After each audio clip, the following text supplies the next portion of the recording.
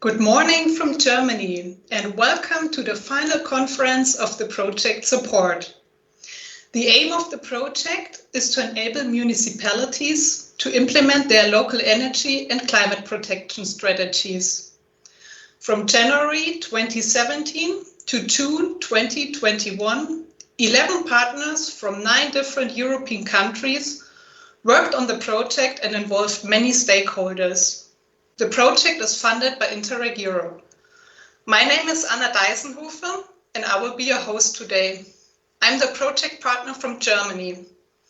Originally, the conference should have taken place here in Germany, but due to the global pandemic, we are holding it online now. What will we be looking at today?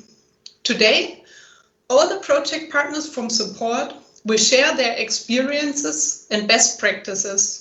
They will illustrate the results of the local action plans developed during the project. This will include the whole process of exchanging experiences. We will also talk about new perspectives and benefits from the lockdown during the pandemic. The conference is structured into 3 sessions.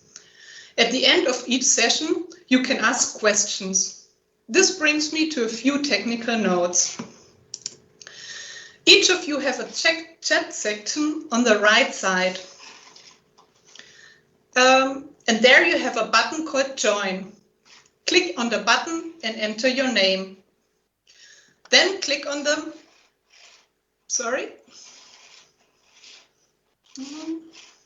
Okay. Then enter your name. Then click on the Submit button. If you want to ask your questions anonymous, go to the wheel in the upper right corner and choose Anonymous. We invite you to send your questions during our event.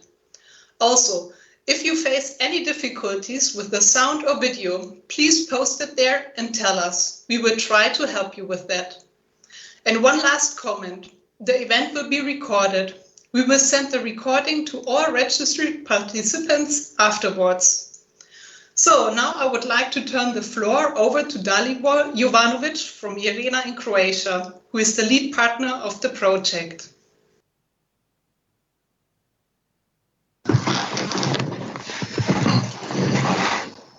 Good morning, Anna. Good morning to you all. Can you hear me? My name is, as Anna has already introduced me, my name is Dalibor Jovanovic and I work for IRENA, Estrian Regional Energy Agency, which is the lead partner of Interreg Europe project support. Thank you, Anna, for this great and informative introduction. And thank you again very much for all the effort that you put into the organization of this event.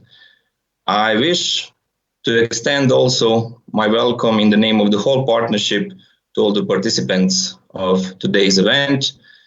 We've tried it to organize it so hard in a regular traditional way, but after 2 canceled versions, we realized that it simply isn't going to be like this. So we had to modify everything and we had to adjust it to this now in some way standard online format.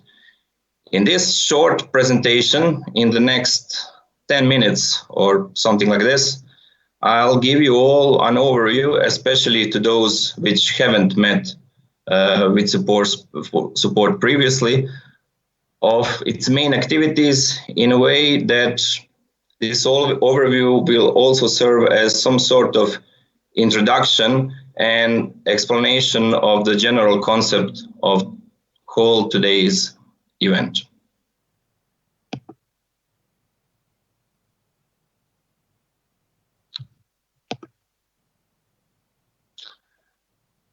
So, strictly territorially speaking, support is a quite large project with 11 included partners spread across 9 countries and 9 participating regions that you can see on this map in green with logos of all 11 partners that are included. Support deals with improving low carbon economy policies within 9 targeted policy instruments. Many of these are structural funds operational programs. Support tackle difficulties encountered by municipalities in those regions in implementation of sustainable energy policies from previously mentioned policy instruments. Even if this project considers various forms of negative emissions reductions, it is mostly focused on dealing with measures of energy efficiency and renewable energy sources use in public buildings. And thus, it is trying to vastly improve the content and the impact and development of existing documents such as, for example, SEAPs and SECAPs that can be found in multiple municipalities that do exist within these regions. Project has an overall budget of almost 1.85 million euros. It lasts for 54 months, and like all other Interreg Europe projects, it's implemented in 2 phases, and this period that we are currently in basically represents the final act of the second one.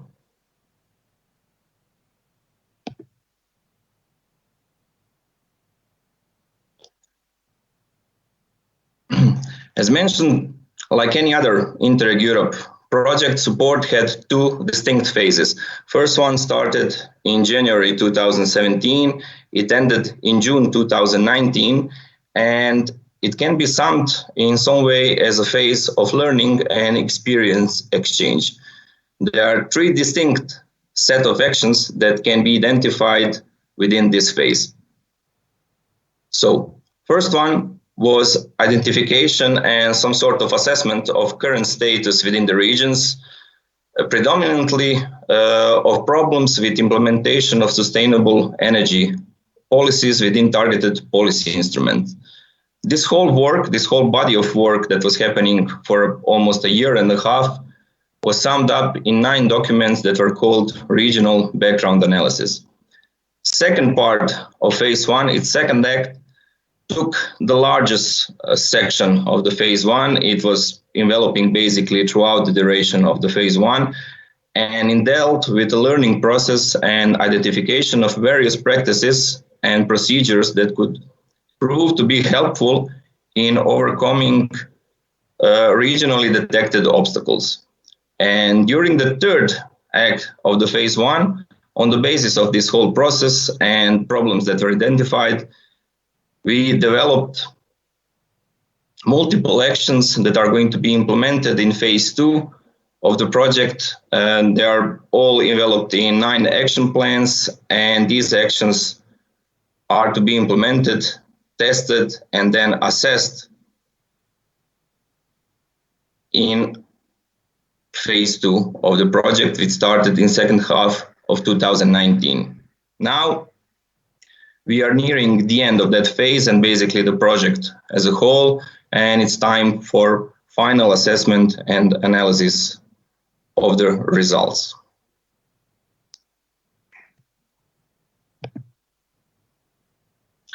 So, usually when you have a final presentation of a project, especially as lengthy one as support is that lasts for almost 5 years, you present all of the project outputs, results, achievements, and in case of supports being such a lengthy project, there were really many of those. As I said, it's a 5-year project that lasts for almost 5 years, so it is to be expected that many results, many outputs, many activities were developed during its duration. So, as I said, many things are done, but the things, some outputs that you can see right now here appearing in front of the screen do not represent maybe even one-tenth of everything that was done during the process.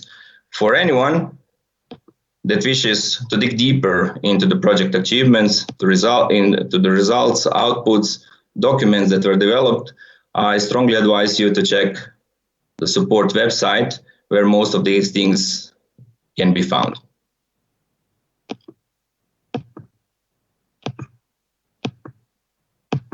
So,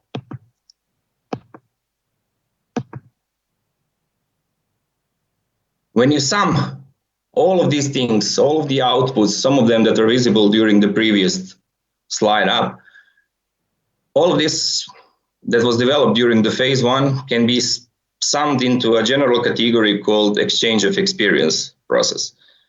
So this whole process consisted of many, in fact 59 of learning events such as workshops, both regional and international ones, learning seminars, intensive workshops, technical activities, etc. We identified 24 good practices across partners regions, and all of them can be viewed on the project website. Over there, you can also directly contact the person that is responsible for any given good practice that is published there. During the implementation of the project, we involved many local and regional stakeholders. 120 of them were following us basically from the beginning of the project, and these are the people that have increased their professional and technical capacity in fields of dealing with energy efficiency and renewable energy sources through participation in a project support. This whole process, at the end of phase one, resulted, as I said, with development of 9 regional action plans that have multitude of actions envisaged in them on the basis of the lessons that were previously learned and are now implemented across the partnership area. Character of those actions varies greatly. We had transfer of technologies, transfer of building refurbishment models. We had a transfer of software solutions and also some soft measures like behavior models within the public buildings, as you are going to see a bit later on.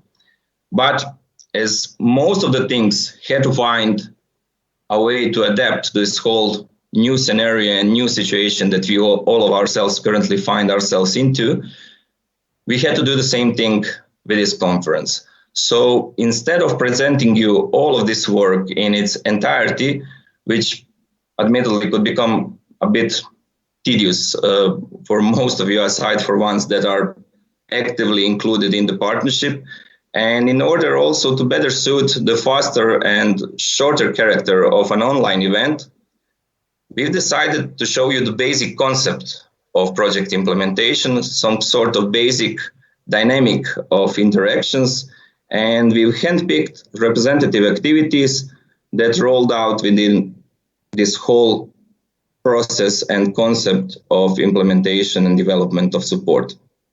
So that concept, that dynamic of interactions is contained into something that Interreg Europe likes to call exchange of experience process. So as you can see here, there are 2 basic elements, key points or topics that you are dealing with here, and they can be identified on this slide. So the first one is the fact that there's a problem within any given region, and that problem was identified and classified in some way, assessed at the beginning of the project within the documents I mentioned earlier in the regional background analysis. Second point is that there's probably a solution somewhere out there. Preferably it's within the partnership, and that solution hopefully can be used to solve that identified problem. The thing in between is the thing that we are going to be dealing with for the most of today's conference. It's the link, there's some sort of road between problem and solution, and this is the exchange of experience process. In many ways, this process, everything that it brings to a project is basically an essence of any Interreg Europe project. In support, this road materialized in many ways, and it established a wide web, some sort of wide web of connections. If you see down there on the map, we had problems identified in all the regions, and with the arrows you can see sort of how the influence and where the influence for the solution of that problem was born, and how it traveled to a specific region and then basically generated an action that will solve a specific problem within a region.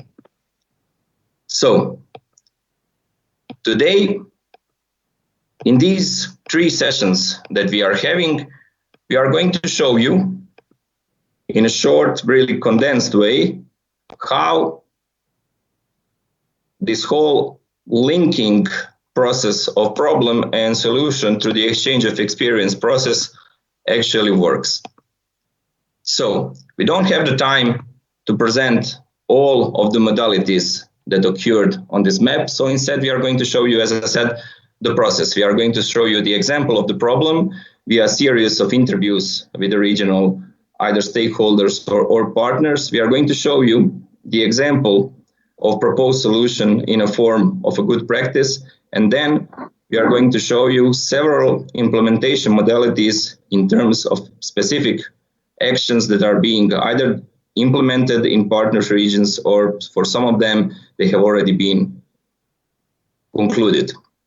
So that's it from my side at the moment. Thank you very much for your attention. I hope that you are going to like today's conference and that you are going to find something interesting within it. And now I would like to leave the floor or screen, in this case, to Mr. Maurizio Zara from Climate Alliance Italy, which is our advisory partner within the project. And he will be moderating the session 1 that is called Multi-Municipal Actions and Better Implementation of Existing Documents. Thank you very much.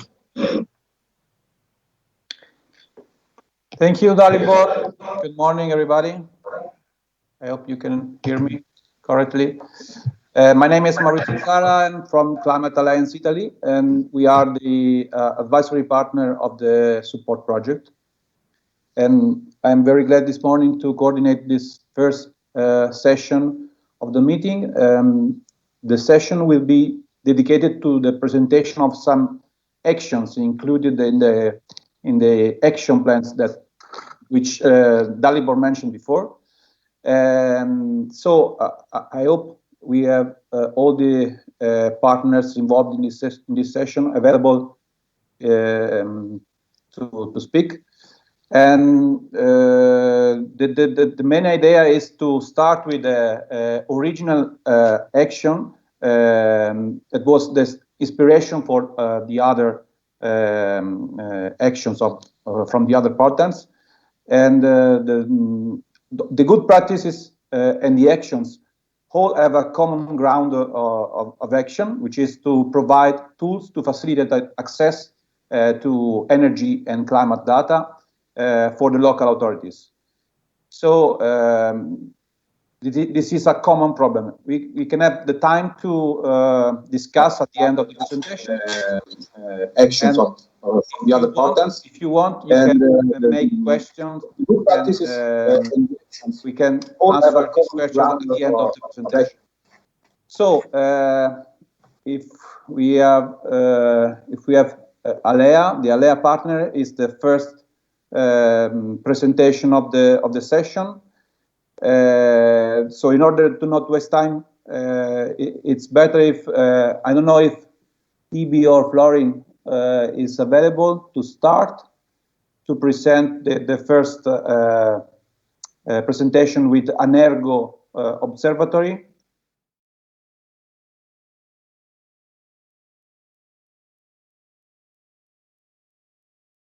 Obviously, when you talk about energy efficiency, you think of buildings. We estimate that some 2 million euros are unnecessarily paid in energy bills at municipalities for heating, cooling, and use of electricity, and this is due to the lack of energy efficiency. Well, the most important problem was and still is the high cost of the interventions regarding the energy upgrade of municipal infrastructures. In addition, there is also a significant additional need for financing regarding the energy upgrade of buildings, as well as for the monitoring of their adaptation to the national framework for energy efficiency. The availability of energy data is essential for communal climate action.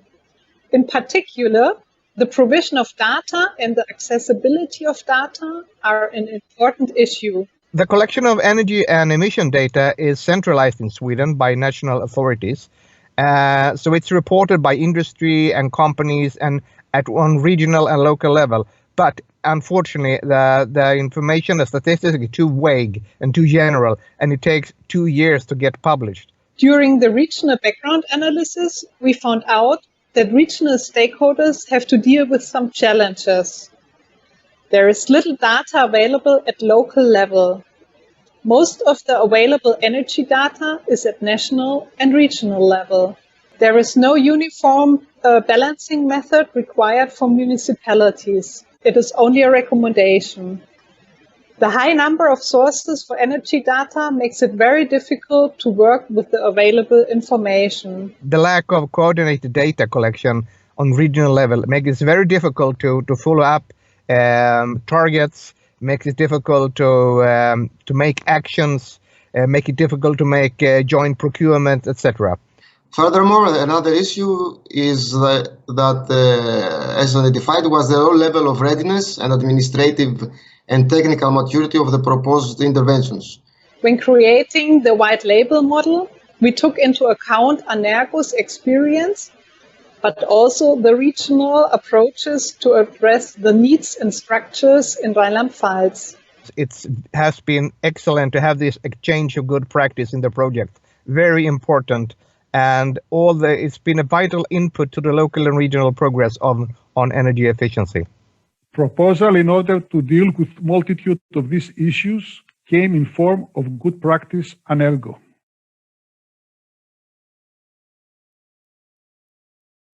Alba Local Energy Agency, an NGO and official Covenant of Mayors supporter since 2011, provides support for municipalities in Central Development Region of Romania for the elaboration of their energy and climate action plans, for the elaboration and monitorization of energy consumption and CO2 emission inventories. Reliable and verified energy databases adapted to local contexts are required. The elaboration of energy consumption and emissions inventories proved to be a difficult process, as it implies the existence of trained staff. In addition to this, the collection of needed data led to significant delays as the required primary energy consumption data was delivered with inconsistencies both in integrity and format, a common issue in all regions of Romania. In 2014, the European project Data for Action provided a solution for this problem, and within its framework, ALEA developed the first regional energy observatory in Romania, named Anergo. The development of Anergo benefited from the support of the Data for Action project partnership and also of the Energy Watch network. Tested energy database templates, software, but also proven cooperation agreements were used, which were signed bilaterally by the observatory, both with energy data providers and with municipalities. Anergo is an innovative solution for energy data needs of the municipalities in our region. It uses IT cloud services such as Google Drive, open source web platforms such as WordPress, but it also means training the persons responsible with updating the energy databases. The observatory provides a one-stop shop cooperation framework between energy data providers and municipalities in the region. Through Anergo, the municipalities as its main beneficiaries are provided with free of charge and secured access to their own energy databases and to processed energy data according to the requirements of their sustainable energy planning development. The access to Anergo's energy databases is made securely by the persons appointed by the parties that signed the cooperation agreements, which stipulate provisions for integrity and confidentiality of the transmitted data. In compliance with the latest demands of Covenant of Mayors for Climate and Energy, Anergo has recently developed methods for collecting and analysis of regional climate data, and in 2019, local risks and vulnerabilities assessments for COM signatory municipalities started to be developed. Up to now, Anergo has signed 14 energy data cooperation agreements with municipalities and 6 agreements with energy data providers in the region, seeking to enlarge the partnership. In the framework of Interreg Europe support project, Anergo has directly benefited from the interregional experience exchange, namely, a dedicated action for the development of the observatory's capabilities was included in the support action plan. It is worth mentioning that for the successful implementation of Save Energy at ACC pilot action, The observatory's capacity was developed and made use of for the real-time collection, storage and processing of streaming data sent online from a school building. Established within an European experience exchange and benefiting from EU partnership support for its development, Anergo can be considered as a best practice to be followed by other interested organizations at national and European level.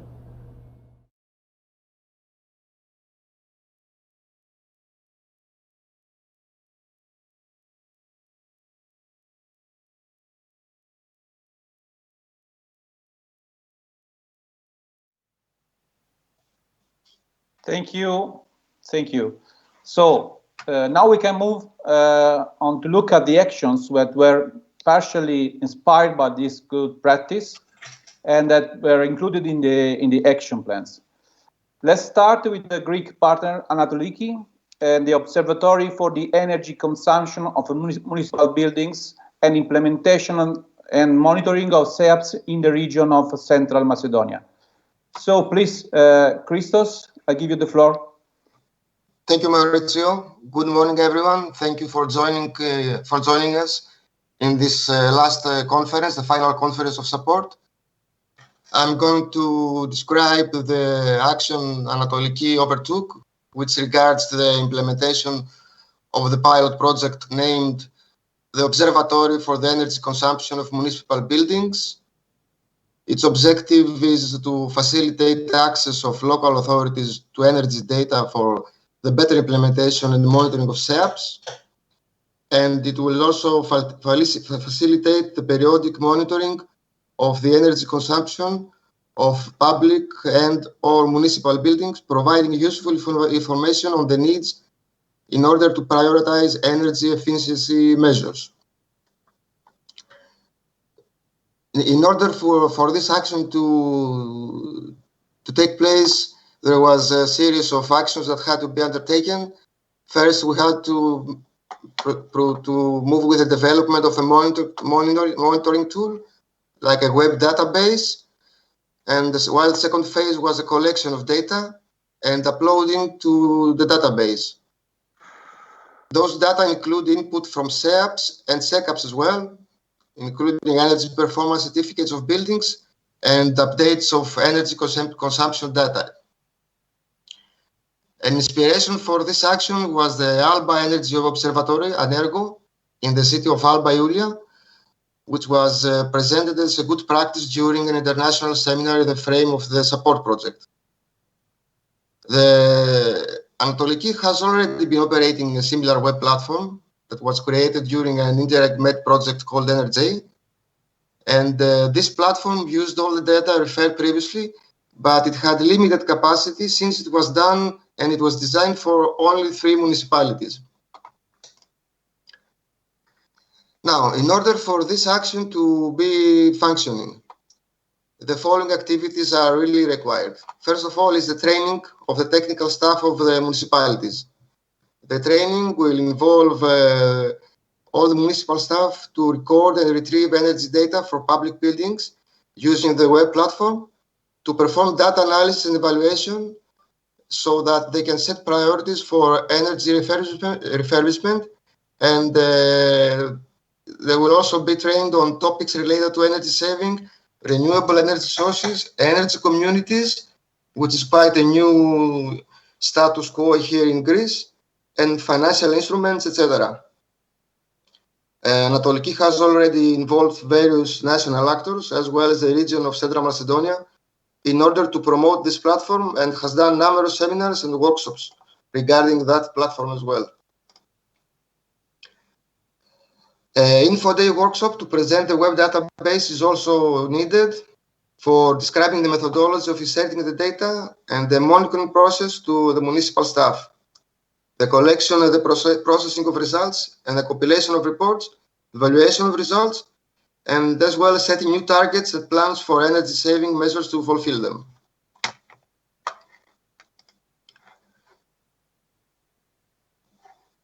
What this web platform will do, it will help local authorities and enterprises to be aware of the energy characteristics of the local public buildings and the actions that the local authorities have committed to undertake, included in the SEAPs. The main issue is that it provides a uniform form so that it can be extracted and further analyzed with the help of statistical tools. The data that are inserted consist of general data of the buildings, like the address, the name of the building, the type of it, the year of construction, or the renovation retrofit if it took place. Geometric data, like the net surface, the net volume, gross volume, and the number of the floors, as well as technical data, like the type of structure, what kind of external walls it has, what kind of windows, the type of the roof, monthly electric energy consumptions, as well as energy certificates before and after the renovation in case it took place. It also contains data, as it was mentioned before, from the SEAP actions, like the type of buildings, number of buildings involved, the presence of energy audits, analysis, the area of the intervention, and the description of action, energy consumption, renewable energy production goal, and the cost spent so far, as well as the funding sources for the renovation that took place or is going to take place. The whole cost of this action is 30,000 euros, and part of it was completed and is already being used as a tool that helps in the application of the energy upgrade of municipal buildings to funding calls. Overall value of refurbishment of buildings that we are targeting within these calls is 26.7 million euros, and so far 6 million euros of funds have been secured for energy refurbishment of public buildings in calls published until now. So in general, the web platform will give access to two databases: the database of the energy characteristics of the buildings and the database of the energy retrofit actions contained in the SEAPs or SECAPs. Regarding future developments, the durability of the action is assured since the managing authority of the region of Central Macedonia will have a real-time picture of the energy profile of the municipal buildings so that they can be able to plan and improve the targets of energy refurbishment of the buildings as they are described in the operation plan. Additionally, the platform will be further enhanced in order to include more cities, depending on finding new funds to fund the whole action. It is it's certain that the implementation of this action will serve as a tool for other regions in the country in compliance with other regional operating plans as well with the National Energy Efficiency Action Plan. Anatoliki is already trying to find funds for the further extension of the web platform in order to use it as a good practice for the region of Central Macedonia, and will undertake its operation for the next years. Funding is expected to be announced in the new programming period of the operation plan of the region of Central Macedonia, while in the meantime, Anatoliki will carry out training lessons into municipal and regional employees so that each city will undertake its SEAP monitoring by its own staff, while Anatoliki will manage the web platform and thus being able to provide statistical data in the common form available for processing. That's it. Thank you very much. Thank you, Christos. Thank you. So let's go now in Germany with Christel Simon and municipal greenhouse gas balancing and regional climate protection portals in Rheinland-Pfalz. So please, Christel. Thank you. Hello to everyone. It's a pleasure to tell you today about CombiRec. This project is about municipal greenhouse gas balancing and regional climate protection portals for Rheinland-Pfalz. Rheinland-Pfalz, or Rhineland-Palatinate, is one of our out of 16 states here in Germany. I hope. Yes, okay. The project consists of two parts. We want to introduce first a uniform system for greenhouse gas balances in our state, in Rheinland-Pfalz.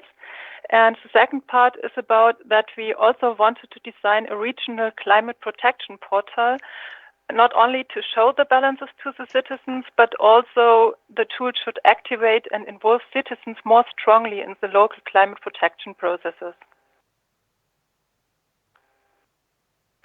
Let me tell you about what was already there when we started. In Rheinland-Pfalz, the Donnersberg district, a small region, already had a climate protection portal. They created it together with our subsequent partner, Dr. Jergens of the University of Koblenz-Landau. It helps to participate. It helped to participate the stakeholders in developing a climate protection plan for the district and to work with it. We also have the Energy Atlas Rheinland-Pfalz. This web tool gives an overview of the energy transition in our state and of different regional developments, but unfortunately, the data in the Energy Atlas alone is not sufficient for balancing. That was why we combined the benefits of the two existing portals, and our focus was on improving the quality of the municipal energy and climate protection concepts. Also, we learned a lot from Energo, which was presented to us as a best practice within the framework of support, and of which you just learned about earlier.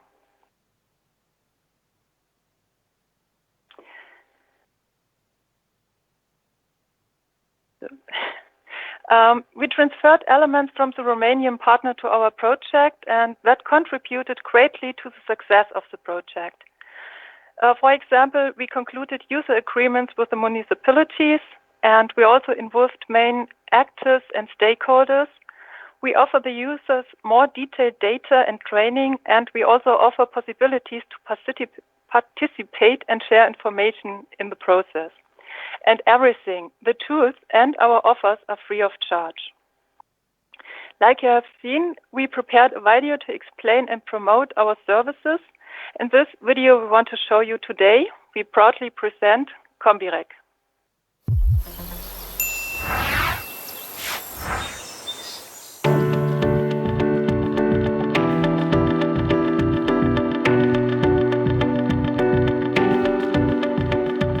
Der Bürgermeister einer mittelgroßen Kommune macht sich Sorgen. Der Energieverbrauch des kleinen Städtchens ist sehr hoch. Und die Bewohner fordern ein größeres Engagement im Klimaschutz. Er realisiert, hier besteht dringend Handlungsbedarf. In der nächsten Ratsversammlung wird entschieden, ein Energie- und Klimaschutzkonzept muss her. Die Klimaschutzmanagerin erklärt, wir brauchen einen Überblick über die Energieverbräuche und Treibhausgasemissionen im Gemeindegebiet. Her mit der Treibhausgasbilanz, stimmt der Bürgermeister zu. Tolles Eigentor, denkt die Klimaschutzmanagerin. Wo fange ich da an? Da fällt ihr das Combirec-Projekt ein. Sie ruft die Energieagentur Rheinland-Pfalz an. Dort bekommt sie wertvolle Tipps und kostenfreien Zugriff auf die Webanwendung Klimaschutzplaner, mit der sie die Treibhausgasbilanz erstellen kann. Dank einheitlicher Methodik und BISCO-Konformität wird ihre Bilanz fortschreibbar und ermöglicht die Beantragung von Fördermitteln. Außerdem erhält sie auch erste wesentliche Daten. Die Klimaschutzmanagerin muss nur noch wenige Daten selbst beisteuern und kann dann auf einer fundierten Basis Klimaschutzmaßnahmen konzipieren. Der Bürgermeister und die Ratsversammlung sind begeistert. Die Bürgerinnen und Bürger sind auch begeistert. Combirec ist ein Gemeinschaftsprojekt der Energieagentur Rheinland-Pfalz und der Universität Koblenz-Landau. Es wird gefördert durch den Europäischen Fonds für regionale Entwicklung und das Land Rheinland-Pfalz. Combirec, Ihr Joker für den kommunalen Klimaschutz.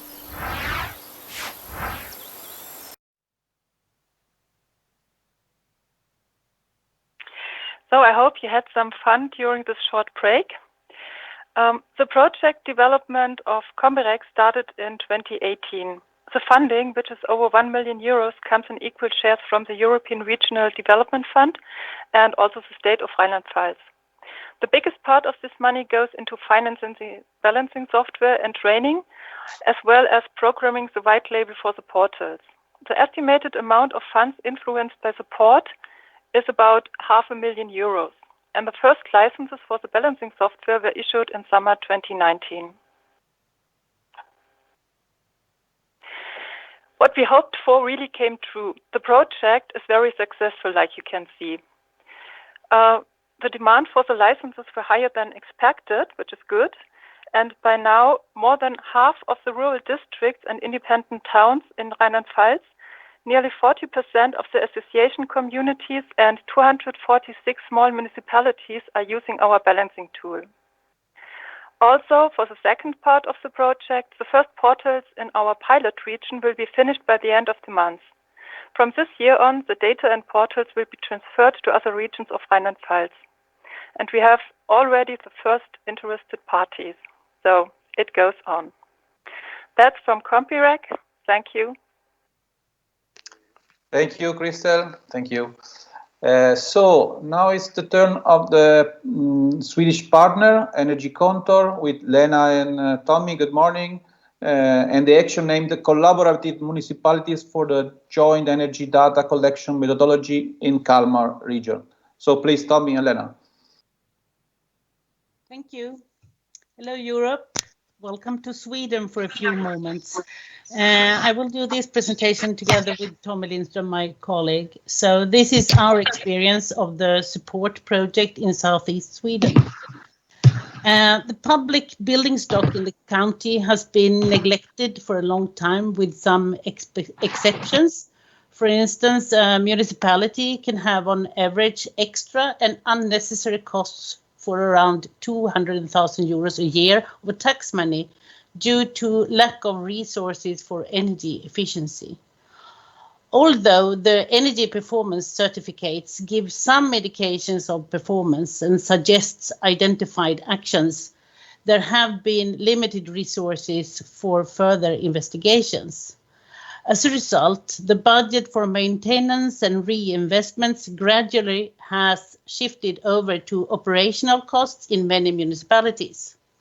So, when working with energy efficiency systematically, there have been barriers basically due to the lack of correct energy data. So, our first good practice was the Croatian National Energy Monitoring System, EMIS, who has a national database of energy and water consumption in all buildings of public sector. Another interesting function is that it receives input from individual rooms in a building, which is absolutely crucial to be able to follow up on energy efficiency actions. The system also provides various reports of interest, such as by individual buildings or as a summary based on the demands. The other very important experience was the good practice we found at the Energy and Climate Protection Management in Rheinland-Palatinate. They created a program called Energy Efficient Communities for over 100 small municipalities. The program makes it compulsory to first do an energy performance assessment of all buildings. This is to have an overview to identify the energy consumption, but then they can make a list of different actions and methods to improve energy efficiency. What was especially interesting was that the evaluation of the proposed action also took in account social and economic sustainability criteria that was included. So, our aim of our action plan was to create a regional energy data collection that will support a common methodology of sharing open energy data and description of measures. That will increase investment in energy efficiency by municipalities as they now can identify different sustainability values and together create joint funding and procurement possibilities. Setting up energy data collection requires some planning. First, we needed to organize it on regional level so all the stakeholders got on board. There is a regional municipality network consisting of mainly sustainability and climate coordinators. They have several meetings during a year where they discuss implementation and future joint projects. Unfortunately, very few energy and property managers are members of this group, so the implementation and monitoring of energy efficiency actions have lacked coordination. Therefore, it was important to create a regional network, but it must be supported by good examples, common templates, and funding possibilities. The work plan was to set up several meetings to collect their interest and share best practice. Some municipalities would act as forerunners and develop procurement settings on energy data collection. So, our first aim of our action was to promote the procurement of a software system and preparatory work in the municipalities to organize the data collection. To start with energy efficiency, many municipalities realized that they needed not only to buy and invest in an energy data system, but also have the competence and resources to implement actions. So many needed to have some sort of a strategy on how to start the work and how to calculate the possible long-term savings before hiring more personnel. This made implementation of the action somewhat delayed, but is now progressing as planned. As the municipalities have different starting positions, it is important to arrange an exchange of experience between them, not only as a support event, but to be start of a regional network, which we are now doing together with the Energy Department of the County Administrative Board, the same organization that are also owners of our policy document. By doing this, we can secure a continuation of the network and improve funding possibilities for energy efficiency. The regional interest is very high on energy efficiency, but there is a gap between decision makers and financial management on one side and the property management on the other. For many years, there has been one budget for maintenance, one for reinvestments, and one for efficiency in the municipalities. But the budgets have always been too small. First, the budget of maintenance was consumed, so budget shift from reinvestments and efficiency were done, leaving very little or nothing for systematic energy efficiency work. Although funding was available for municipality on energy efficiency, the decision makers hesitated. Any investments will increase the debt of the municipality and was compared to the other responsibilities such as healthcare, schools, etc. No consideration was given to the fact that it was a good business, but also a value of the real estate increased. The indoor climate was improved for the occupiers and the use of the building was prolonged with 20 to 30 years. So, after our experience of the support project, we found out that two things are vital to succeed with implementing energy efficiency, and that is knowledge and communication. First, knowledge, that all municipalities have contact with different consultants and energy data suppliers already. Many have long-time collaboration and relation to that, and they wish to continue that somehow. So to establish a regional data collection system, you need to set up common key performance indicators that all systems, regardless provider, can provide. This doesn't come automatically, and it needs to be organized on a regional level together with the municipalities to reach an agreement. After this, the necessary settings and indicators can be included in the procurement of the system.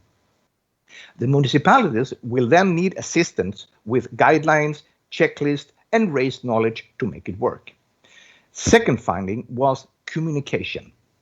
The economy of a building doesn't work in the same way as the economy of a municipality. They have different views upon investments. So, when explaining the benefits of energy efficiency in order to get funds, you need to explain all the benefits. Not only concentrate on payback time, but also add life cycle cost, health values such as indoor quality improvement, increased flexibility of the use of the building, the prolonged lifespan, and the raised property value. We have seen an increase of use of national funds from municipalities at the green credits that is available on national level. The green credits are only for sustainable investments, such as energy efficiency, use of renewables, and green infrastructure, such as pipelines for district heating by biomass, for example. Thank you. Thank you, Tommy. Thank you, Lena. Thank you all for your presentations. As we said at the beginning of the presentations, and as highlighted by the various partners in this brief overview of the projects, of the actions. All the actions try to address, to face the issue of lack of data, lack of knowledge, as Tommy mentioned before, as a barrier for local authorities to act to improve their energy or climate performance. And the tools you presented have different levels and also benefit from the synergy with other projects and funds available. However, efficiency doesn't come alone, as you mentioned before. And of course, facilitating access and accounting for energy data is only one aspect in order to build a local energy strategies like SEAPs or SECAPs or other similar initiatives. But it is quite basic, and for this reason, these tools, these projects shown are particularly useful and well focused on this aspect. So I think we have time for some questions, and so please, if you want to ask something, write in the chat. I have just one first question for Crystal, and the first question is, what is the relationship between Combirec and the Klimaschutz-Planner, if my pronunciation is correct? And not nothing wrong with it. Yeah, the Klimaschutz-Planner is the balancing software we use in Combirec. So that's for the first part of the project. Okay, thank you. And I don't know if we have, I have to check if we have other question.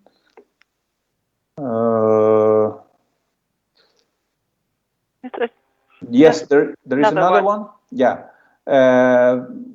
from the for the Greek partner, for Andalusian.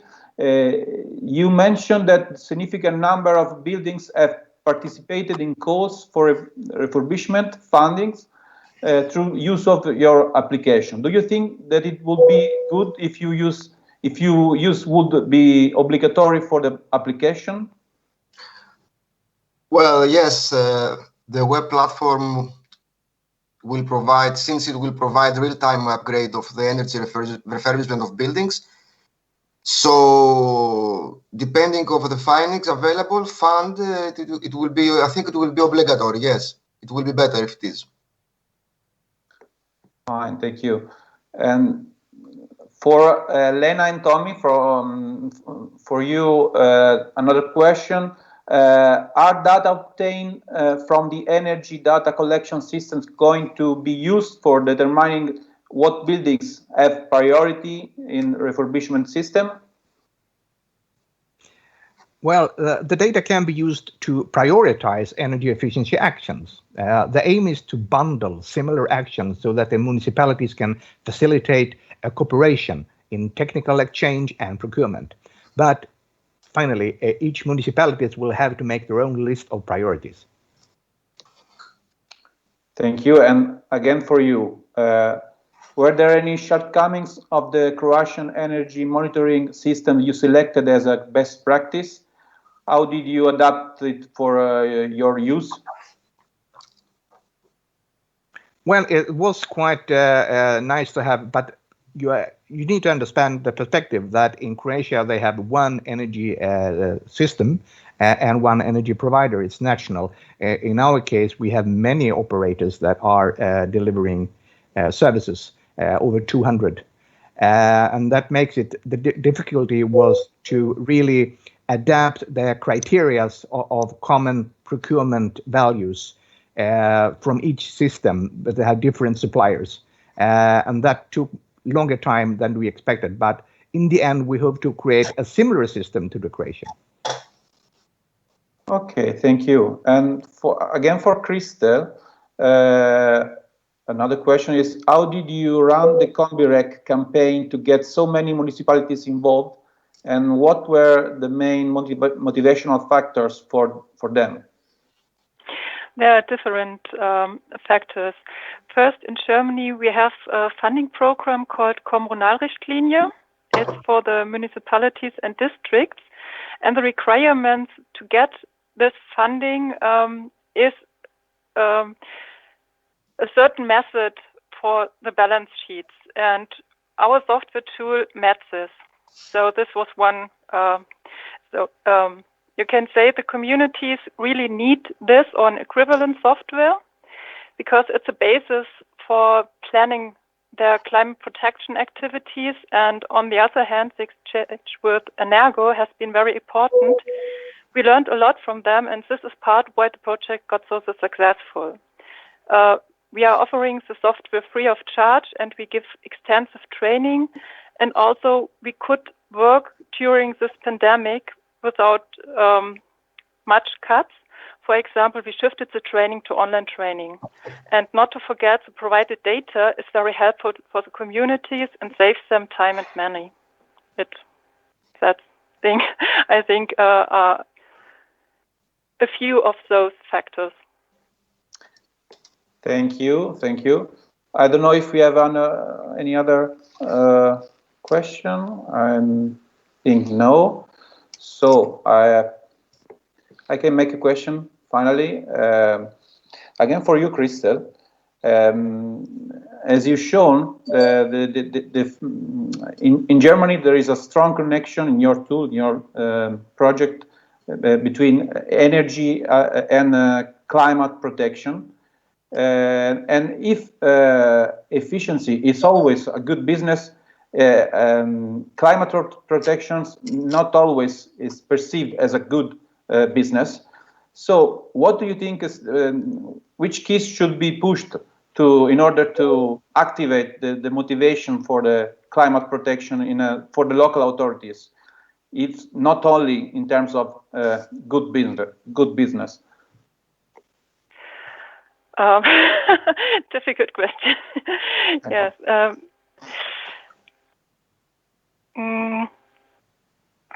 I think the authorities need to be best practices for all people, for all sectors, and they are also in demand for activities when they build their buildings, for example. They can what or that those climate protection should be taken in care. So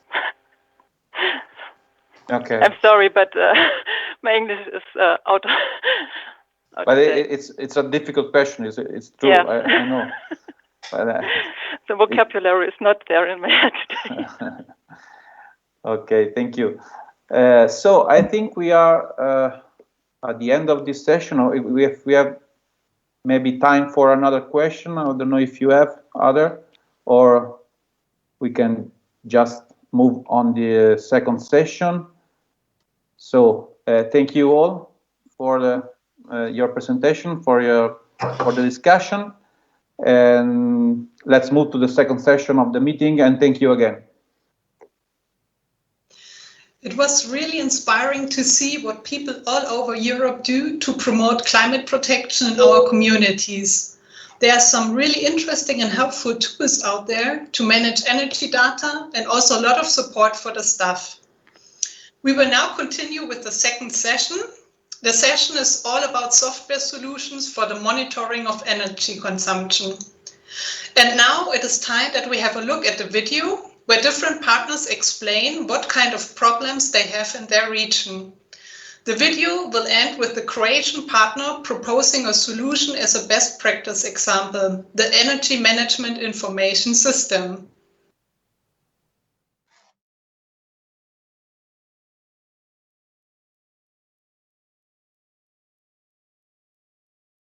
There are three different interrelated problems: lack or difficulty in accessing of funds, difficulties in collecting and organizing the data necessary to plan new actions, and difficulty in measuring and accounting for the results achieved with the action implemented.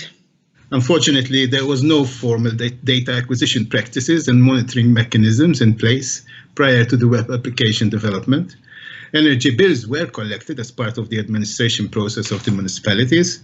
However, data was not analyzed in detail to allow monitoring of the energy performance. We are strengthening the REDEMA network through the development of REDEMA Regional Energy Observatory platform that will allow the process of comparison of energy parameters with the data of the Andalusian public buildings in the platform that will then serve as the basis to develop benchmarking guidelines for energy efficiency for various building typologies and users, as well as according to their characteristics. Good practices provide a good opportunity for energy monitoring and saving as a result of the better energy management.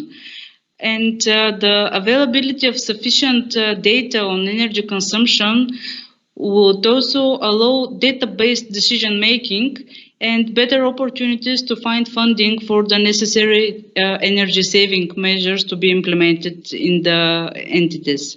There is a lack of energy managers that are appointed to take care of energy-related matters within the municipalities and other public authorities. The software-based solution for energy data collection allows a rationalization, greater speed, and easier sharing of data, and therefore better shared planning and overall improvement of governance.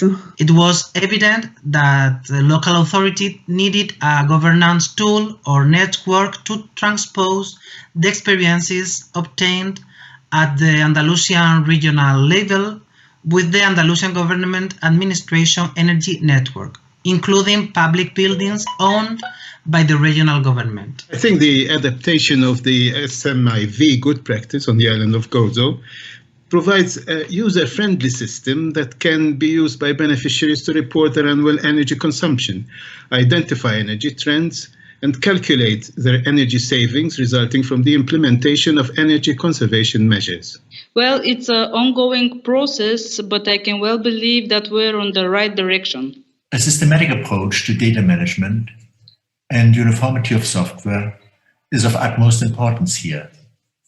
Also, it is very important that such a tool be mandatory for public entities, and one such presented was EMIS.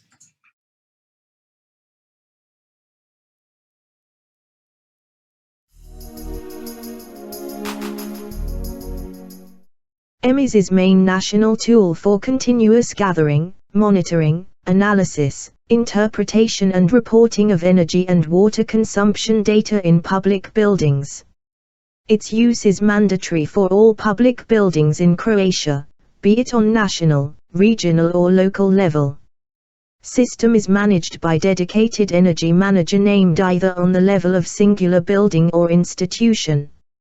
EMIS is a web-based tool that represents main national public buildings' water and energy consumption database. Buildings are monitored continuously, either as standalone objects, on the level of the complex or even partially if only a segment of the building is owned by public entity. Aside of current and historic energy and water consumption data, it also holds other valuable info such as main construction characteristics, energy certificates and audits for more than 3,700 public buildings. System functionality and scope are being continuously updated with new categories, such as public lighting consumption. System is compatible with various methods of data input. It supports both manual inputs by responsible personnel based on energy and water bills, and automated input via network-connected metering devices. End users have multitude of analytical tools at their disposal which ease decision-making procedure in management of public buildings. EMIS is easily accessible and can be used from anywhere. Only internet access is needed. End users have a single spot access to energy and water consumption data for all buildings under their management. Multiple building data is easily comparable, which enables proper decision-making system, especially in creating refurbishment priority lists. EMIS is a user-friendly application, and its owner, Croatian Real Estate Agency, regularly provides education to end users. Inserting data is easy and minimal level of work hours is needed. System provides detailed statistical analysis of building energy and water consumption. It can be used as an alert system for emergency situations such as water pipe leakages, especially if a building has automated and networking-capable metering devices. EMIS is capable of making automated energy reports for single or multiple buildings in a standardized format. All these abilities, coupled with the fact that it is also used as database for energy certificates and audits, make it a complete and invaluable public buildings energy management tool.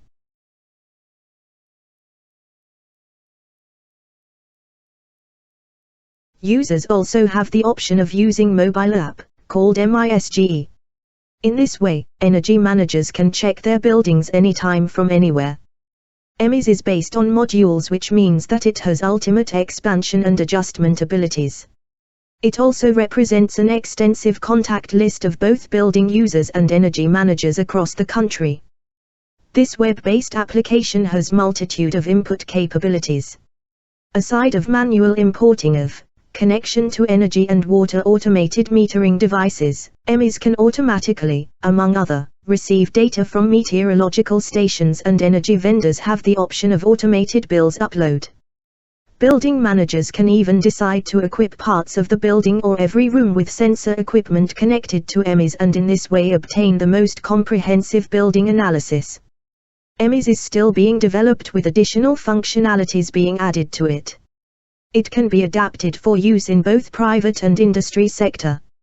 In recent years, system was exported to other countries such as Bosnia and Herzegovina, Serbia, Malaysia, Montenegro, Russia and Turkey.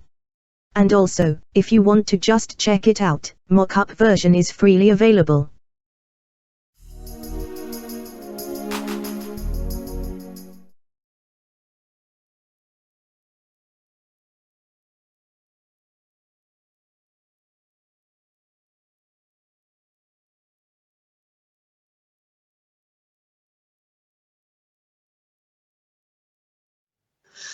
It was really interesting to learn more about the EMIS system. Now we are going to see how the problems that were mentioned by the partners were solved in different European regions by the use of this system and similar good practices. So next in our program should be Lawrence from Malta, but he has some technical problems. So we will proceed with Margherita Carré from the metropolitan city of the capital Rome, and she will tell us more about the energy web platform using the example of the municipality of Nemi. Margherita, can you join me please and tell us a little more about your web platform? What is it about? Yes, good morning to everybody. Thank you, Anna. My name is Margherita Carré. I'm a technical officer of Metropolitan City of Rome. That is one of the 5 provinces of Regione Lazio, and is the local authorities for 121 municipalities. Of these municipalities, only 8 have more than 50,000 inhabitants. Most of them are medium-small municipalities that don't reach 3,000 inhabitants. In this territorial situation, Metropolitan City of Rome, as territorial coordinator of the Covenant of Measures for Climate and Energy, addressed a policy instrument that is the Regional Energy Plan that recognizes the Covenant of Measures as a good tool to achieve regional energy objectives. The implementation of this policy instrument would be very important to strengthen Città Metropolitana of Roma roles as facilitator to the transition towards the new Covenant of Measures for small municipalities. In our action plan, we have a threefold objective: reinforcing our role as facilitator, increasing the number of municipalities signing the new Covenant of Measures and so producing their SECAPs, and assisting even more municipalities that have just signed the Covenant of Measures in the transition from SEAP to SECAPs. In this respect, we aim to reach the minimum target of 20 municipalities signing the new Covenant of Measure. And as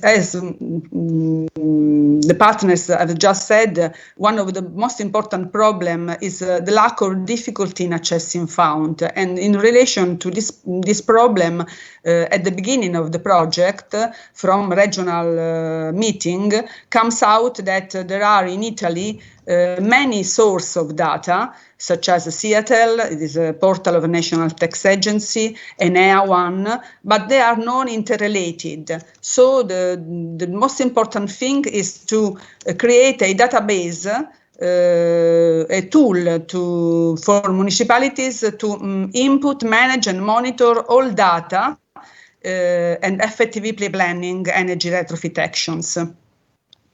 The tool that we identified is the platform that was designed in energy program, that is a georeferenced web platform, and it was designed with two different databases.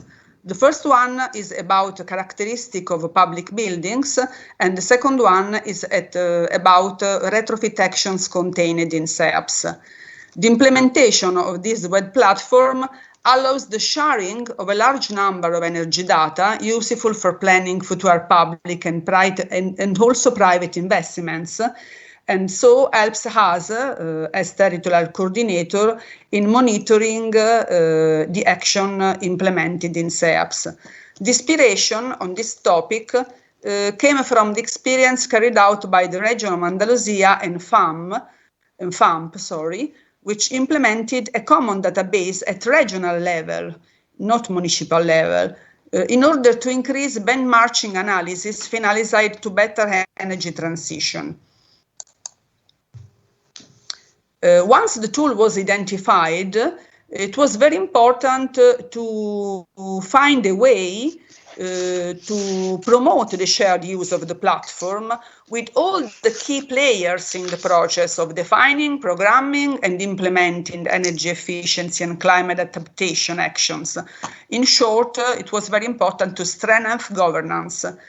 In Italy, the region who manage European fund is Regione Lazio. So we designed to create a interinstitutional collaboration in a permanent working table that we called Energy Office Managing Board to create a strict relationship between Regione, Metropolitan City of Rome and other public body who manage and collect data. So the institution invited to sit at the table are Regione Lazio, Enea, Metropolitan City of Rome, of course, all local municipalities, ESCOs, professional associations, energy managers working in the metropolitan area. The planned activity in the project were enter the energy data of municipalities that adhere to the Covenant of Measure on the platform and implement the section of the platform relating to SEAPs and SECAPs. Being the platform a working tool for all participants will have an interest in improving it. Regione Lazio will provide data on actions implemented with regional funds and on energy performance certificates. Enea will provide data from its database, that is a database that collects energy retrofit works eligible for a 65% tax reduction, according to the Italian law. And it is based on the documents and certification about retrofit works that the building's owners are obliged to send to Enea in order to apply for the deductions. And Enea also can give all technical support necessary for the issues of the situation. So, a few months ago, we signed this interinstitutional agreement with Regione Lazio and Enea, And the agreement provides for specific obligations for subscribers regarding the implementation of the platform. For its part, Città Metropolitana of Capital Rome, that is local authority, as I said, for 121 municipalities, of which 55 have joined the Covenant of Measures, invited all municipalities to enter data on energy platform. The platform is geo-referenced and has been designed, as I said, in two sections for two different types of users. Any user can access the map viewer and view the geographic information, and only registered institutional users can put, manage, or delete data. In the slide, you can see the type of data that everyone can download: address, latitude and longitude, municipality and type of building. Here we have the example of a small municipality of Nemi, with a population of 1943 people only, that signed the Covenant of Measure in 2020 and put all data about its public building assets on the platform, supported by Città Metropolitana. Here you can have an idea of the map viewer, in which you can see the geographic location of the municipality, and the platform allows you to view how much data has been entered by neighboring municipalities. In blue, those relating to public buildings, and in green, those relating to action envisaged in SEAP. Registered users can see data, just click on the record.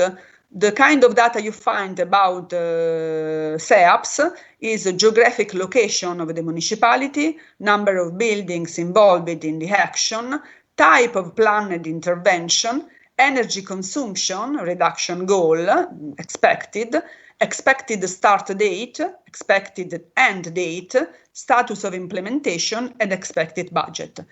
The idea is that by the energy platform, municipalities have a tool for a quick analysis of the energy retrofit needs for their own building stocks and those of their neighbors, in order to identify potential for joint actions. In addition, the platform offers to private companies such as ESCO an overview of the public building at supra-municipal level in order to identify possible investments. And finally, another important activity is that we want to achieve with the platform is monitoring and implementation of the actions. During the action implementation, the main obstacle encountered was that of obtaining updated data from municipalities. For better implementation and monitoring, it will be necessary to retrieve data provided by public service operators with easy access to energy data. Metropolitan City of Rome hopes in the future to extend the interinstitutional agreement of the Energy Office Managing Board to other bodies that hold energy databases, and so increase public participation in the process of implementing and monitoring action plans for sustainable energy. To make the platform even more effective, we undertake to continue the project through the following actions: upgrade the platform to develop further functions, such as detailed reports, comparison between several buildings, aggregated reports at local level, achieve the goal, of course, of having at least 20 municipalities join the platform, find European fund or on fund to do the upgrade, and as I said, encourage agreement with public service managers. Thank you for your attention. Thank you, Margherita, for the impressions of how data management for public buildings is approached in Rome. You already mentioned that you got the inspiration on this topic from the experiences carried out by the region of Andalusia. So, Yasmin, will you tell us now more about your regional energy observatory platform? It is one of 2 support pilot actions.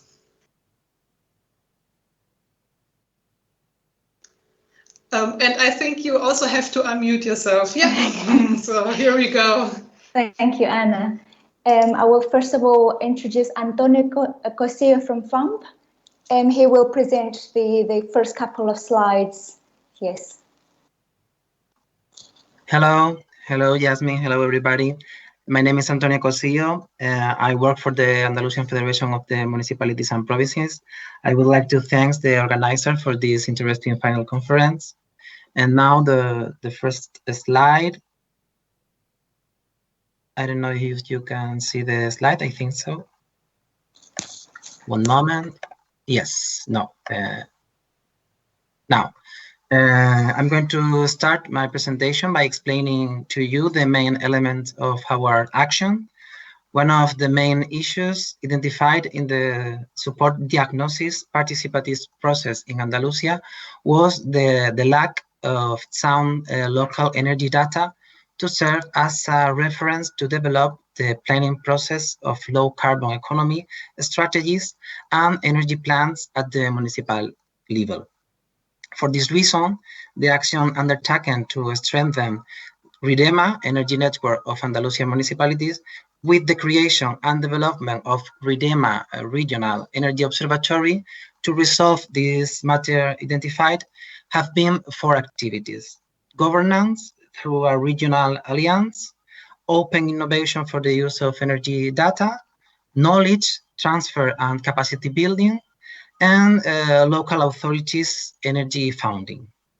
The RIDEMA Regional Energy Observatory has been carried out by organizing meetings and workshops with stakeholders to foster cooperation among local authorities to work together on energy efficiency measures, and by creating and developing the RIDEMA Regional Energy Observatory platform for the collection, analysis and management of energy data, which will be used to develop guidelines for energy benchmarking and analysis of energy efficiency measures and Andalusian publicly owned buildings. And the stakeholders involved in the implementation of the pilot action are Andalusian Energy Agency of the Andalusian Regional Government, as the Andalusian Energy Strategy 2020 Managing Authority, local energy agencies, and county energy agencies of the provincial councils of Cádiz and Seville, Andalusian Institute for Statistics and Cartography, General Subdirectorate of Industry of the Andalusian Regional Government, Andalusian Local Authorities, energy provider Endesa, and Seville Order of Architects. The involvement aligns with the objective of the Andalusian Energy Strategy 2020 Action Plan, specifically GA9, improving the energy management of Andalusian local administration, as the pilot action allowed the collection and processing of energy data at local level thanks to the innovative tool of RIDEMA Regional Energy Observatory of Andalusia region, as well as the provision of specific trainings and capacity building activity for its use to municipal technicians. Therefore, a substantial improvement could be achieved in those municipalities which have not carried out energy efficient actions in public buildings, mainly due to the lack of energy data, as well as the lack of trained technical staff on this matter.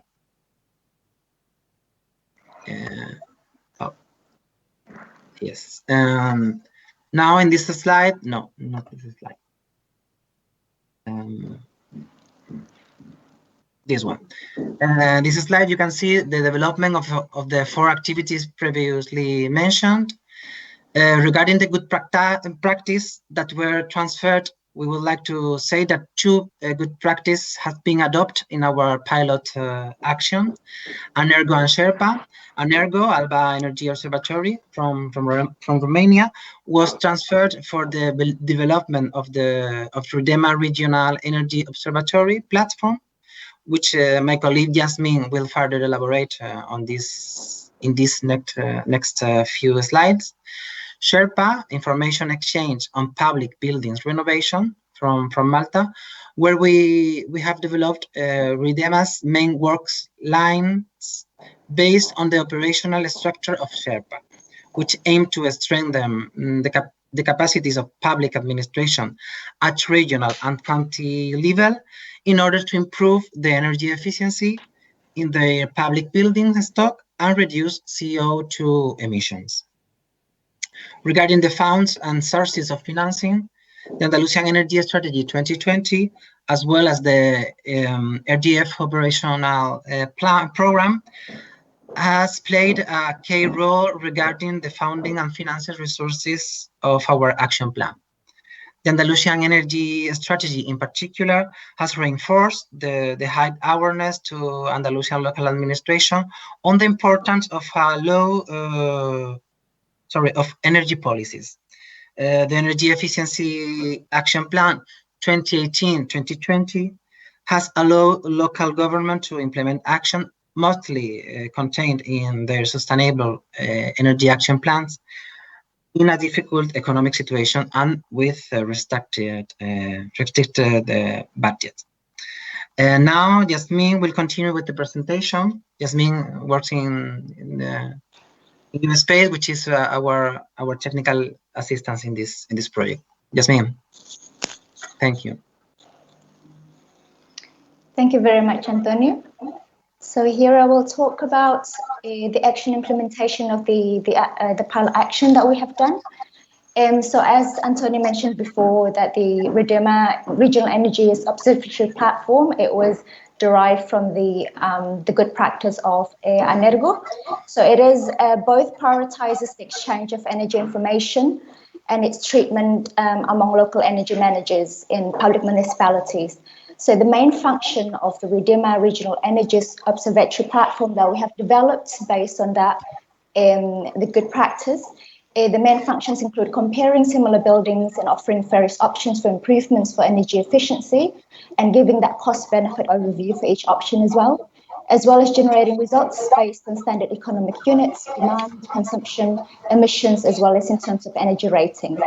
And once the RIDEMA regional platform is taken, it's available for use in February 2021, so this month, it will then obtain data from 100 to 200 buildings in Andalusia, and that will have a bit more of a representative sample that will then serve as the basis to develop the energy benchmarking guidelines for Andalusian public buildings in different typology.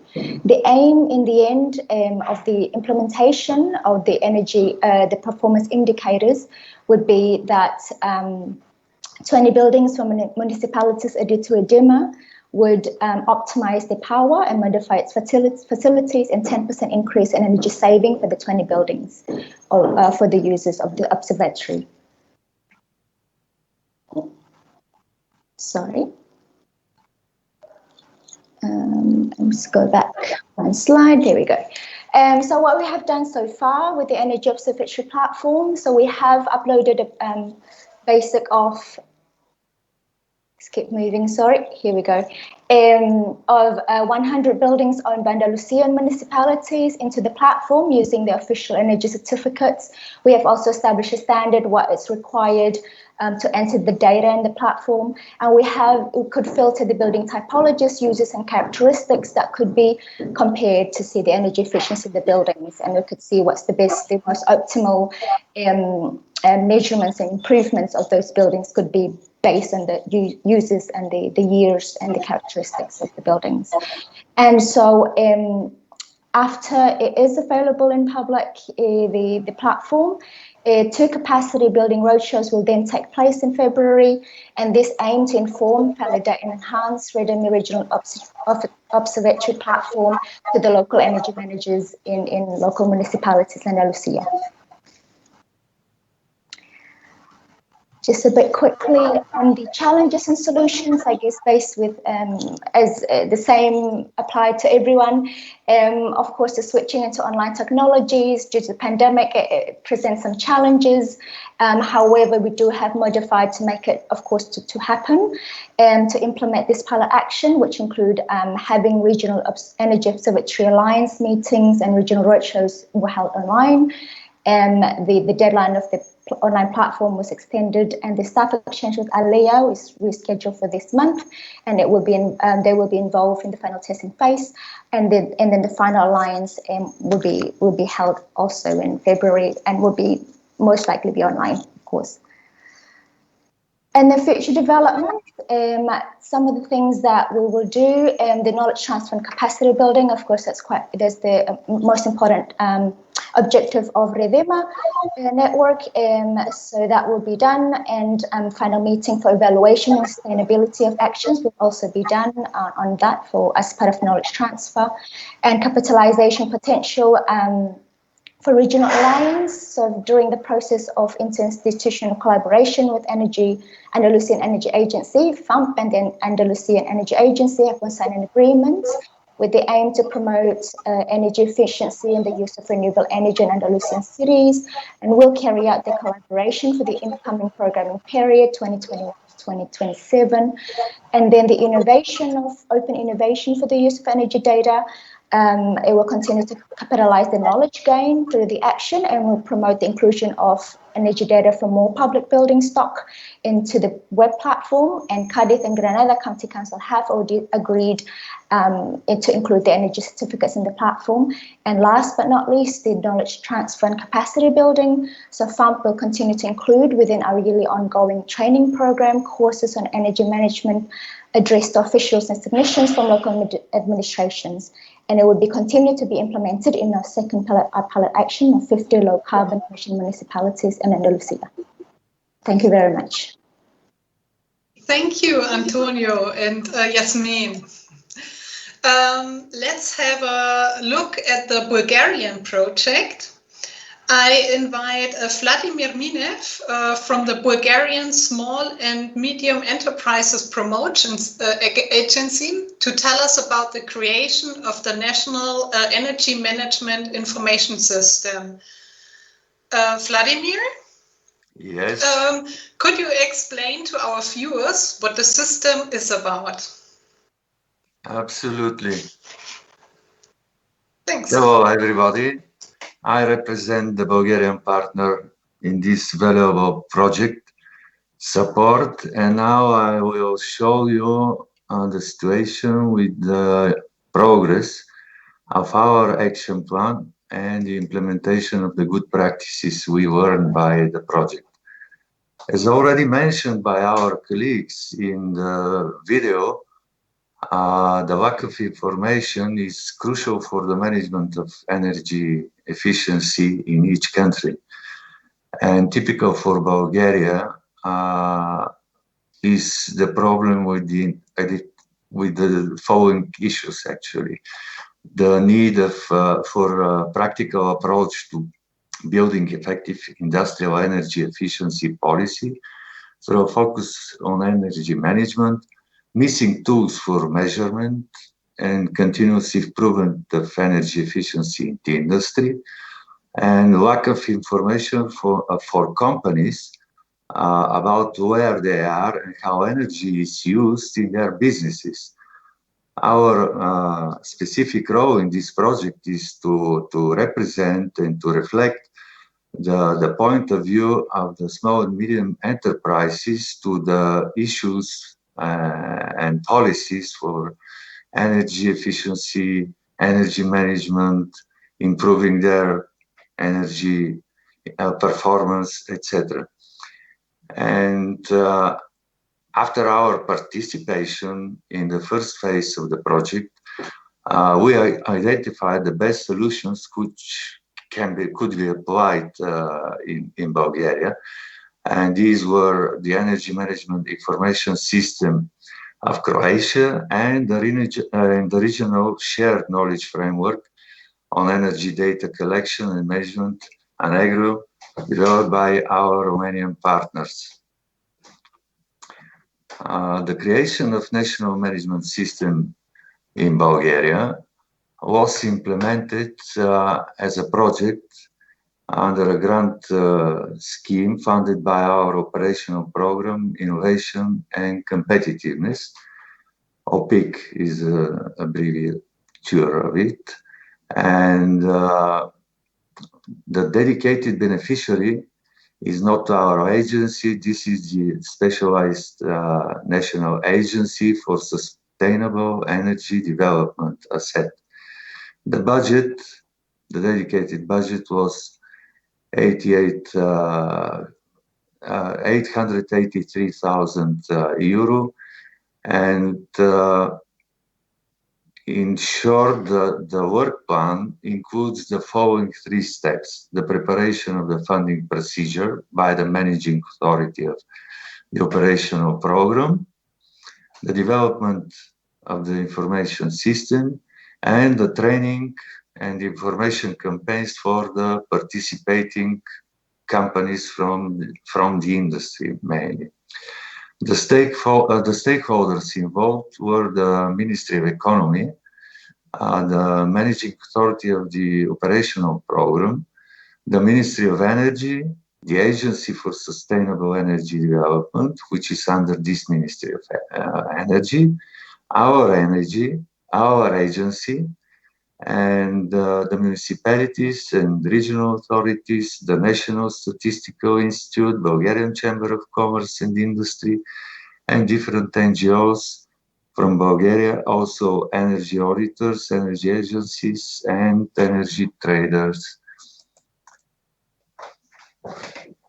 The project implementation by the Agency of Sustainable Energy Development followed the steps I mentioned, but in details as follows.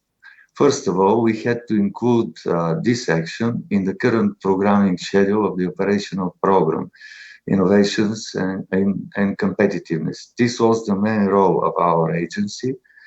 We had discussions, we had meetings, we had presentations organized with the managing authority and the people from the Ministry of Economy, who are responsible for the economic policy, including the energy efficiency in companies. Then the preparation of the documents for the application for funding was done by the energy agency itself, and they submitted, adopted, and followed by the adoption of the project proposal by our Ministry of Economy, respectively the Managing Authority of the OPIC program. Step 2, the development of information system, followed the next 4 steps: procurement of the preparation, which was done in a proper time. And at the same time, the colleagues took measures to identify the data sources and for the collection of information for the initial upload. Then was the software development, the customization and testing of the functionalities.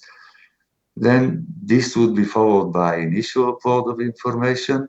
And finally, the trainings and information campaigns for the targeted small and medium enterprises. And the indicators for the project period, for the successful project implementation are here. Functional information system with a functional help desk for the companies, along with 300 trained companies for implementing ESCO contracts, 120 trained energy efficiency consultants who will provide further services for these companies, and 600 energy managers of enterprises. This is only for the project period implementation. The problems, of course, were related with the introduction of the state of emergency in the country and the subsequent isolation restrictions related to the COVID-19 crisis, which changed the plans actually. The home office restrictions in public institutions, NGOs, the closing of companies, the restrictions led to suspended publicity events. Stakeholders were difficultly involved in in the process of collecting information, promotion, collecting companies, interested companies, etc. Problematic involvement of companies, as I mentioned, because companies had a lot of problems unexpectedly at one moment. Then the trainings of the companies needed to be rescheduled and transformed into online version and videos, and the whole activity was delayed. Here is our role. We supported the energy agency by information campaigns. We have a database with contact details. We have systems for communication, different communication channels with the companies, and we help our colleagues from the agency to involve as much as possible companies in these trainings, which are held online. And at the same time, the public procurement for the software development was carried flawlessly, no problem at all. And the expected results from now on until the end of the implementation of this project in November this year is the following: initial data collection, web platform operational, energy management, system operational, help desk, distribution of sample ESCO contacts, guidelines for energy efficiency, audits of enterprises, including SMEs, completed trainings and consultings on different standards for implementation of different energy policies, information campaigns, etc., etc. And we are going to help the energy agency along with the colleagues from the operational program and the Ministry of Energy. I'm out of time, but the future developments I should mention would be the courses, training courses for adopting different models of software, which will enable the participation of the companies in this information system, energy modeling and forecasting the effect. This is related to the management of the energy policies, and also the development of analysis studies for improving the system of collecting and maintaining information on energy density, etc., etc.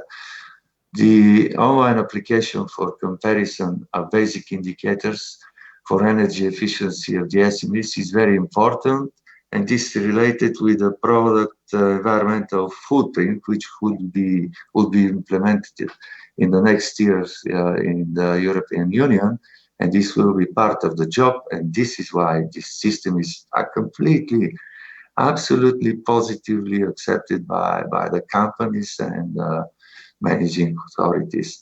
Also, we plan mutual specialized trainings for the companies and capacity buildings, trainings of the members of the staff members of the agency for sustainable energy development. Thank you very much. If you have any questions, I'm ready to answer them. Thank you, Anna. Yeah, thank you, Vladimir. It seems that Lawrence from Gozo is still having technical problems. So maybe he can join us later. We will see. But yeah, to conclude the sessions, the collection, management and analyzation of energy data in the public sector is very important. But it is also important for enterprises, like Vladimir told us, especially when we talk about the buildings. But how to handle this huge amount of data? The projects presented show that software can be really helpful for centralized data management. One of the advantages is that the data can be added to, accessed, and shared from anywhere. But it also needs a systematic approach. The software itself should be user-friendly and needs to be continuously updated. But it is a great support for municipalities to understand and analyze the huge amount of data and to benchmark. It is therefore very helpful for the planning and prioritizing of actions to reduce the energy consumption in public buildings, like for refurbishing projects. So in the audience, if you have any questions about the projects, the tools they were using, you can ask your question in the chat section and on the right. So please ask your questions and I will just check it out. One moment. So, yeah, here we have one question for Margherita Carré from Italy. Did you see improvements in the implementation of existing measures from SEAP when you use the platform? Is this a question to me? Yeah. Yes. No, really, we have not actually registered an improvement in the implementation of the SEAPs thanks to the platform. But in any case, sharing data will also guarantee the dissemination of good practice and technical choices in terms of reduction consumption. And the new covenant of measure, as well as providing for action for climate adaptation, has raised the goal of reduction CO2 emission to 40%. So municipalities that are there have a very ambitious goal to achieve. And we hope that the sharing of data between neighboring municipalities will be very useful for the science of climate action for SECAPs. Since, as I said, in metropolitan area, there are medium and small municipalities, and the adaptation actions must be conceived considering larger territorial areas. Okay, thank you, Margherita. I see that there is another question for you. Do you plan to use the platform when creating future documents in order to avoid planning measures that are hard to implement? Is about the same argument. Yes, we are sure that the sharing of different experience will help us to do better our role of leader in the transition from SEAP to SECAPs. The most difficult in Italy is to fast in political decision and in finding funds. Sorry for the joke of words. That is the reason for which we established a work table, a permanent work table with the body who in Lazio manage European fund. It's very important for us. Sorry, I didn't open the camera. And it's very important for us to influence decisions in programming the future use of public funds. Okay, thanks, Margherita. I see there is another question for you. Only for me. Yeah, maybe I just check the questions one after another. So there's one for you, and then we will see maybe there are other questions too. So Margherita, since SEAPs relays on long-term political decisions, how sensible is the Italian web platform regarding to the sometimes fast changes on the political map in order to make the municipalities to join? So, as I said, the maps is web platform maps. So it will be sensible if people will be sensible and put data, correct data in the right way. If they will be fast, all decisions can be done in short terms. The problem is the correlation between the planning and the checking of funds. As I said, it's necessary to do a strong relation between the two phases. Okay, thank you, Margherita. So here we have a question to Antonio or Yasmin.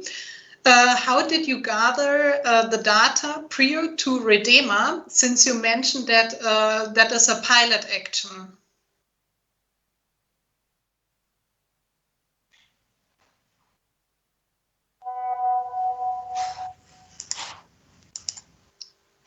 Maybe you have to unmute yourself. You have to turn on the microphone.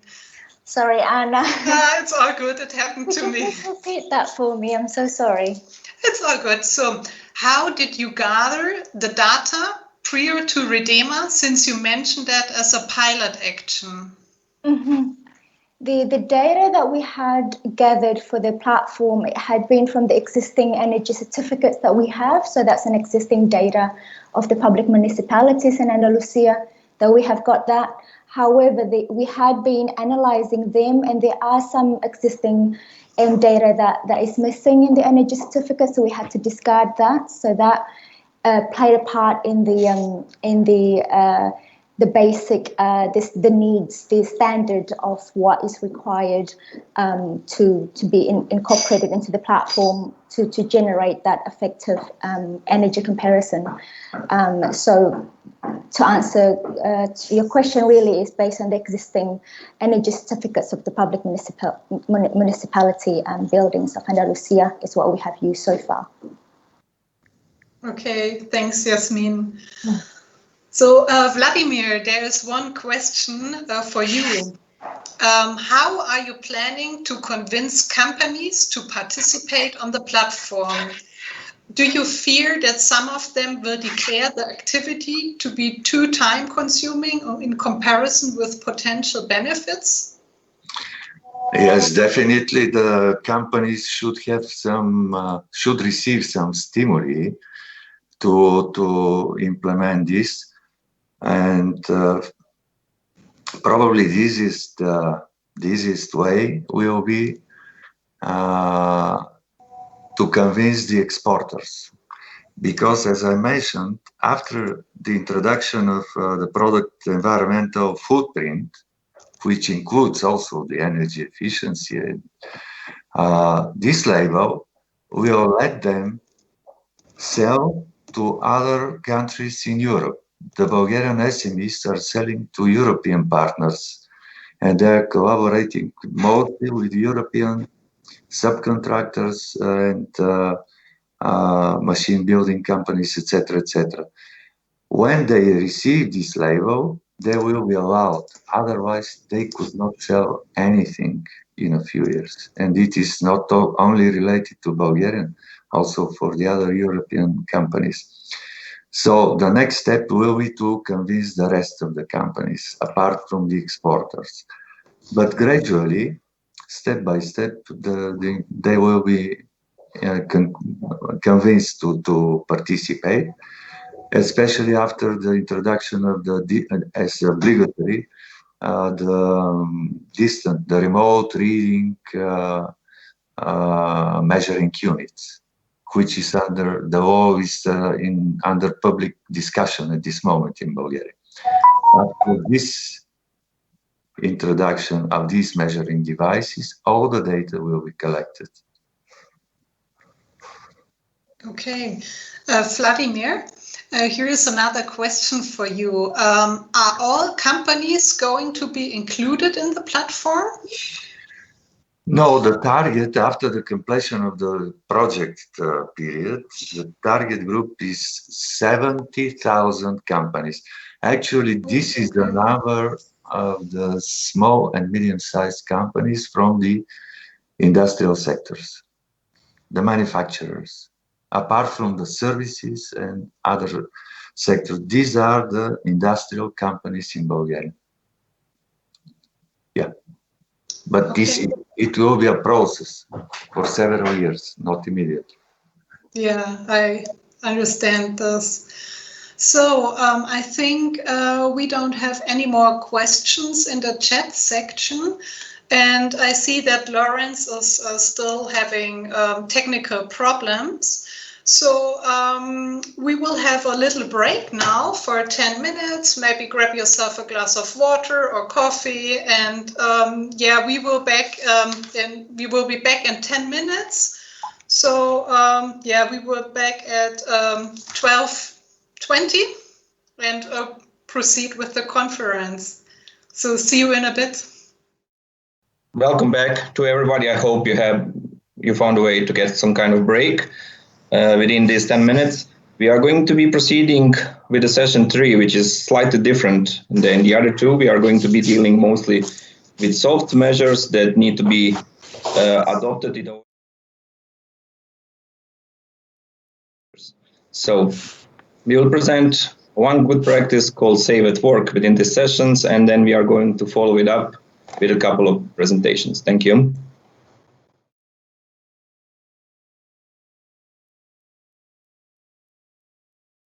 Well, as we know, energy efficiency is a very important field of action, but it's also very difficult. In no European country do we succeed in really using the full potential of improving energy efficiency. And I think support has done a very good job in dealing with also in the action plans and what one could call the soft factors. Soft approach is often the only available method.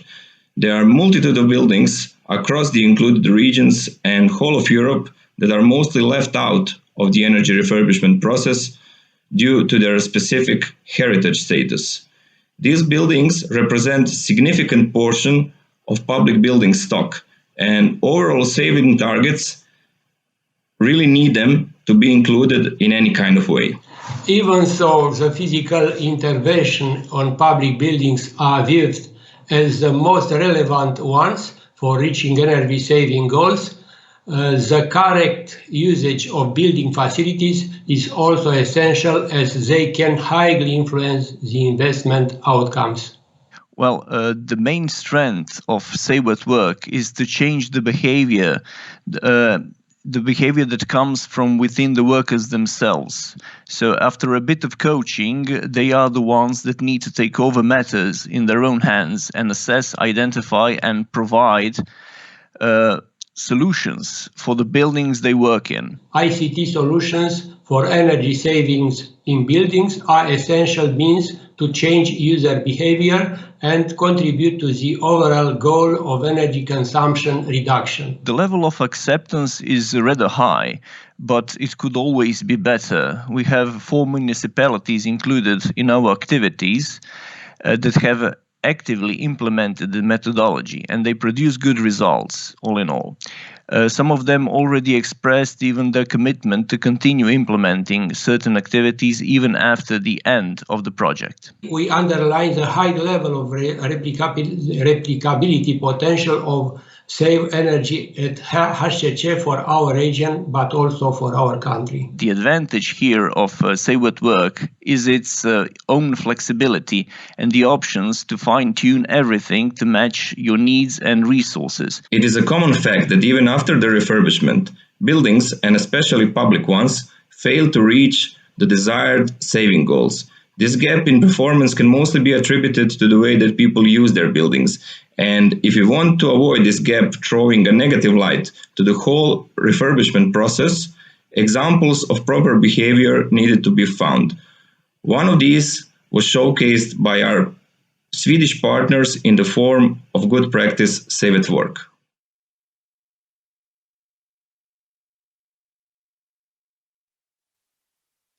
This is the best practice of how to make people aware of the energy consumption in the workplace. How do we engage people when they don't pay the bill? This is how we, together with 8 European countries, made people compete in the fine art of energy savings. It was an international contest, sort of the Eurovision Song Contest. However, no singing, just energy savings counted. More than 172 buildings participated and more than 17,000 staff members engaged in the savings to compete. Which office could save the most energy? It was all about making changes to the everyday energy-consuming behaviors, turning off lights when leaving the room, putting the computer into sleep mode, etc. Each building formed their own energy team, the driving force of the campaign, the team received the support needed to carry out a simplified energy audit of their building. An important part was regular feedback during the race in energy savings. Which building was in the lead? Who had saved the most? A handbook supported the energy teams with tips how to make the campaign work in their public office building. It contains ideas of how the energy team could run an information campaign to encourage the staff members to change their habits to reduce their energy use. An online calculation tool was created which monitored how much energy the building was saving compared to its normal consumption in previous years. The percentage in change of energy usage was monitored and compared to the other buildings in the competition.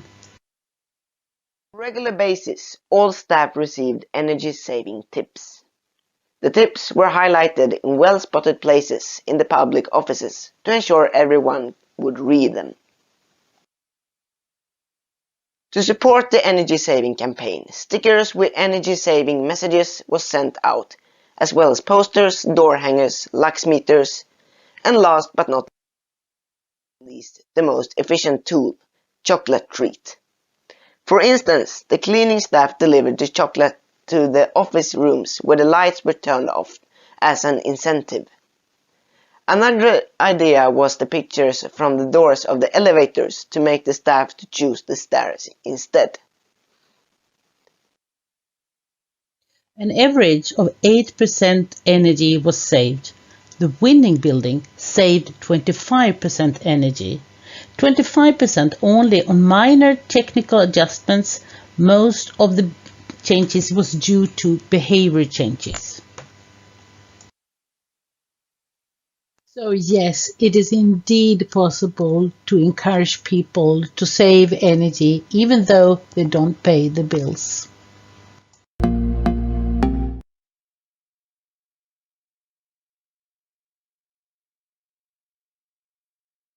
So, we've seen the example of a good practice that was presented to us, and now we are going to proceed in the same fashion as in the previous two sessions. We will see how this good practice was implemented in several partners regions, and we'll start with Mr. Alexander Meyer from Estrian region. Alexander? Yeah. Thank you, Dalibor. My name is Alexander Meyer from the region of Istria. I have been working on the support project for 2 years now. We were a partner that was added later on during the project instead of CEI. For one of our actions, we selected the Save at Work good practice that we found through the portal of the Interreg Europe site, and we communicated with our Swedish partners to see how can we take this action and bring it to Istria. Thanks again to Tommy and Lena for helping us. So we can continue with the first slide. So why did we select Save at Work for Istria? Well, the question here relates only to the typicality of our municipalities. We have more than 230 buildings in Istria that are historically and culturally protected. As you can see on the pictures, most city centers are under special conservation regulations, and you need special permissions to replace your rooftop or isolate your building. Most of the times this isn't even possible. Even our buildings that we work in, they are also historically protected. Here on the pictures you can see the first image shows the building I used to work in of the region of Istria. The second is the city of Pula. So there are plenty of buildings that are not possible to energy refurbish in the classical way. So we wanted to see if there is an action that could help us achieve energy savings in these type of buildings. And this is why we selected the Save at Work action. We can go on. So what happened was we decided to select 4 buildings in 4 cities. We selected these cities by approaching them, making phone calls, email to see who would be interested. Some of the participants also joined us in our field trips, visits, that we were seeing other good examples, for instance, in Sweden. For now, we had 10 months of ongoing activities because we started them in March 2020, and we are completing in a month or so the full circle. So we'll have 12 months of implementation.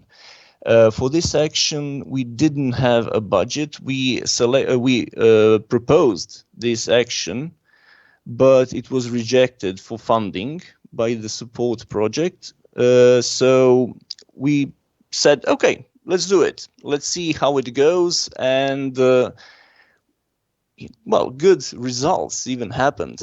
So we targeted only the behavior of employees, and you will see similar to the Save at Work project done originally. We also had to first set up a common base, let's say a starting base, to compare the energy bills and savings that were made. Here we can see this is the result of the 9-month work. These results go only until December 2020, because for the first month of this year we still didn't get the bills.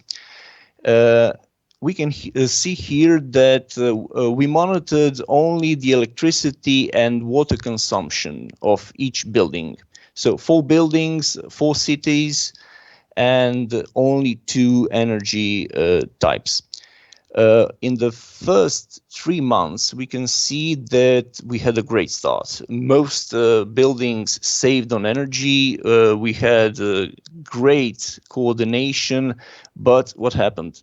The pandemic happened. So these results maybe even relate to the outbreak of the COVID-19, because in the first 3 months, Istria was on lockdown.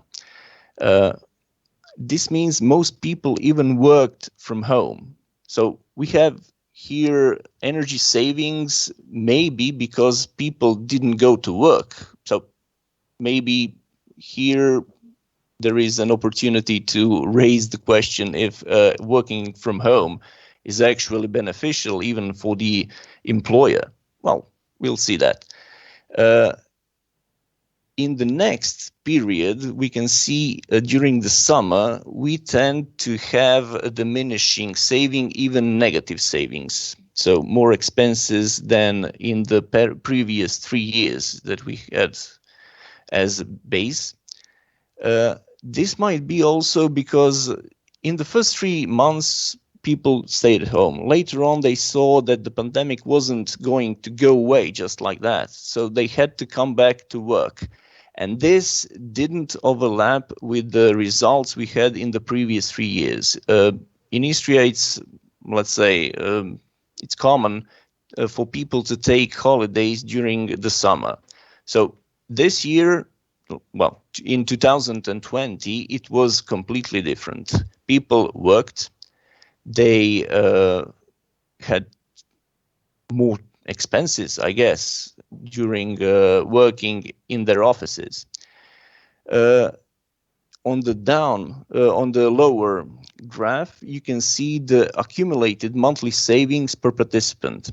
So here we can also see that only one city, and that is the city of Buzet, who had very, very high savings totally. They accumulated them continuously over all months. Moving on.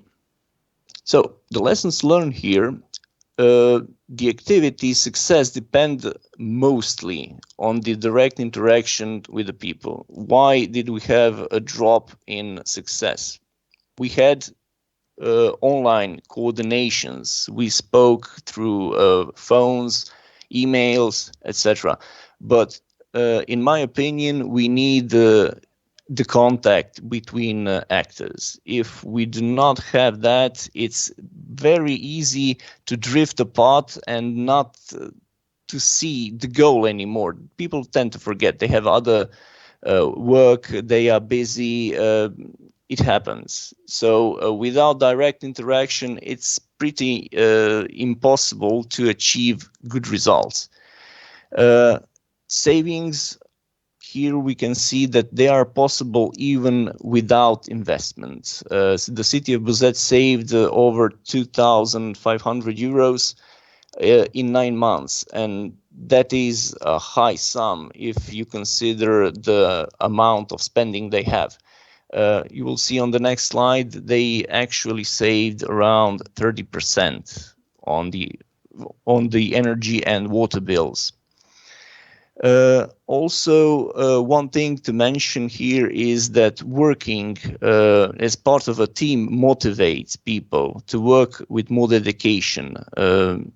In the city of Buzet, I received information that my colleague went every day to check how their colleagues are doing, if they are shutting down the lights, how heating is handled.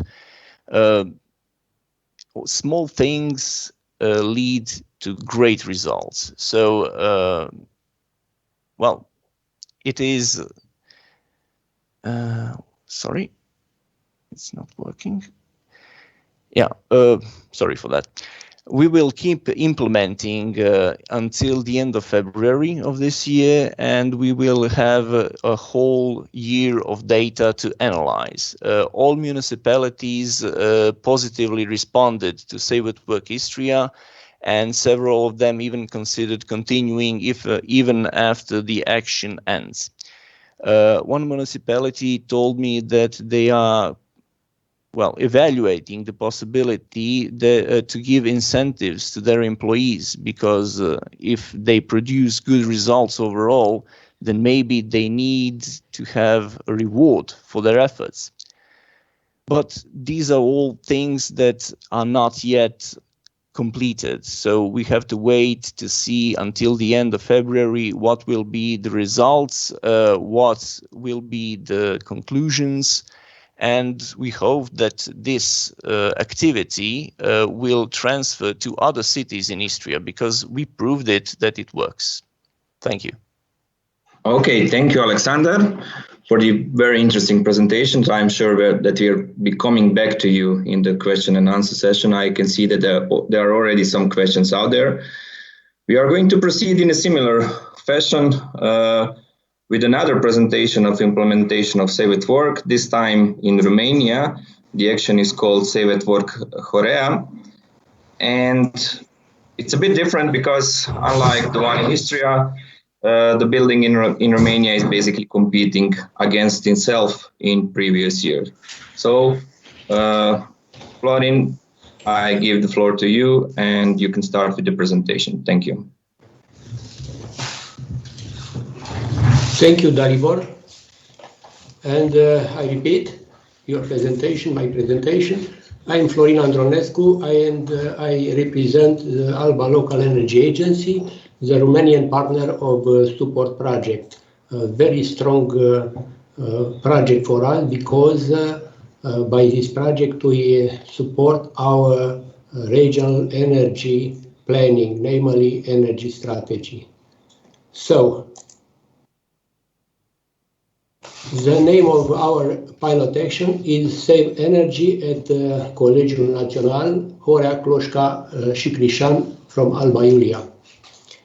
This is a link to a dedicated page on our website, where all the results of this pilot action is presented.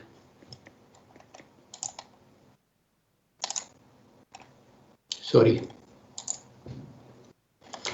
As inspiration for our pilot action, was Save at Work best practice case developed in Sweden by Energy Contour Sydost. What we maintain from these best practices? We maintain the initial concept employees raising awareness campaign on rational use of energy in their workplace by changing their behavior as energy consumers. What we already changed. We applied for a different type of building, namely, sorry, I lose my connection by clicker. Just a moment. Okay, it's okay. So we applied for a different type of building, namely a high school building, given the high energy consumption level in this building. Also, we used ICT solutions for smart monitoring for different type of energy parameters and also including indoor air quality. And also automated adjustment of energy parameters was produced. ALEA involved in the concept innovative solution, making use of technology and automatization as a supportive measure in energy saving.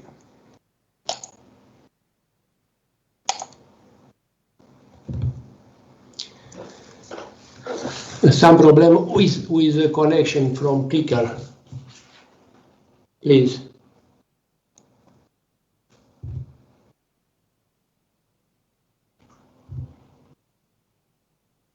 Okay. I don't have access to clicker. If not. Okay. Action description. Main involved stakeholders was Horea Cloșca and Crișan National College management, also employees and students. Alba Iulia Municipality as owner of the building and payer of the utility building. And also Alba County Council. Motivators for HCC College management, raising the building energy efficiency, cutting energy cost, raising its staff knowledge levels regarding the correct use of energy in this building. For Alba Iulia Municipality, obtaining a case study for an important public building to be replicated in the city. And for Alba County Council, benefiting from a methodology to raise the energy performance of public buildings as foreseen in the energy strategy of Alba County, our policy instrument to be supported by our project. But also for building users, undertaking and promoting an eco lifestyle in a fun way.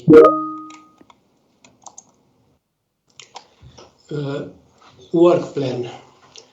The main etap, preparation of the campaign, equipment installation, learning process, also energy saving measures deployment, monitoring of energy parameters, and conclusions, presentation of the results. As financing, we use ERDF fund from the Interreg Europe program. As main indicators of our pilot action, training of about 30 participants, employees in a public building. Also, reduction of 9% of energy consumption during the implementation of pilot action, about 140 megawatt hour, and also reduction with 9% of CO2 emissions, about 37 tons of CO2. Main step of implementation. First, ensuring the involvement of main stakeholders of the pilot action, local municipalities, staff of HCC College Alba Iulia. The second, identification and motivation of an energy team and energy expert. And elaboration of an energy audit of the building. As you can see, the current level of energy performance is D class. Other steps. Acquisition and installing of smart metering equipment. As a note, the smart solutions were identified, designed, implemented, and operated by ALEA. Was a hard work, and I can remark we don't firstly from beginning identify the level of necessary effort. Other steps: elaboration of learning documentation tools, organization of trainings, consumption monitoring, deployment of measures to change energy consumer behavior, and elaboration of a best practice showcase for Alba County Council.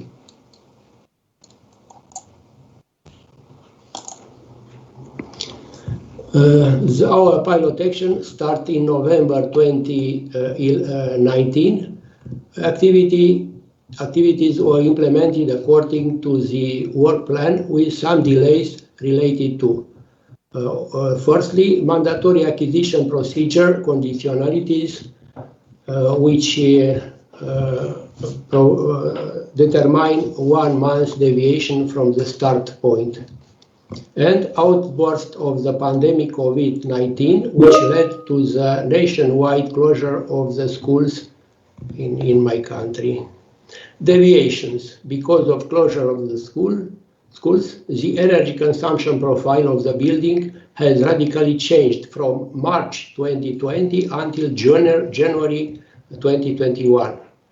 So without users operating in the building in a usual scenario, the deployment of energy efficient consumption measures was postponed with a perspective on the possibility of reopening the schools in the start of February this year. Involvement in the pilot action: a high number of people working in the school, the energy team, the administrative staff, group of students as replicators, and also municipality representatives. Main cost: staff cost and acquisition of monitoring equipment. Some cost could be covered by ALEA from own resources. These costs are related to cost for monitored data transfer, cost for data analysis and processing. This were made using an Observatory, and cost related to the organization of events, kickoff, trainings, and other.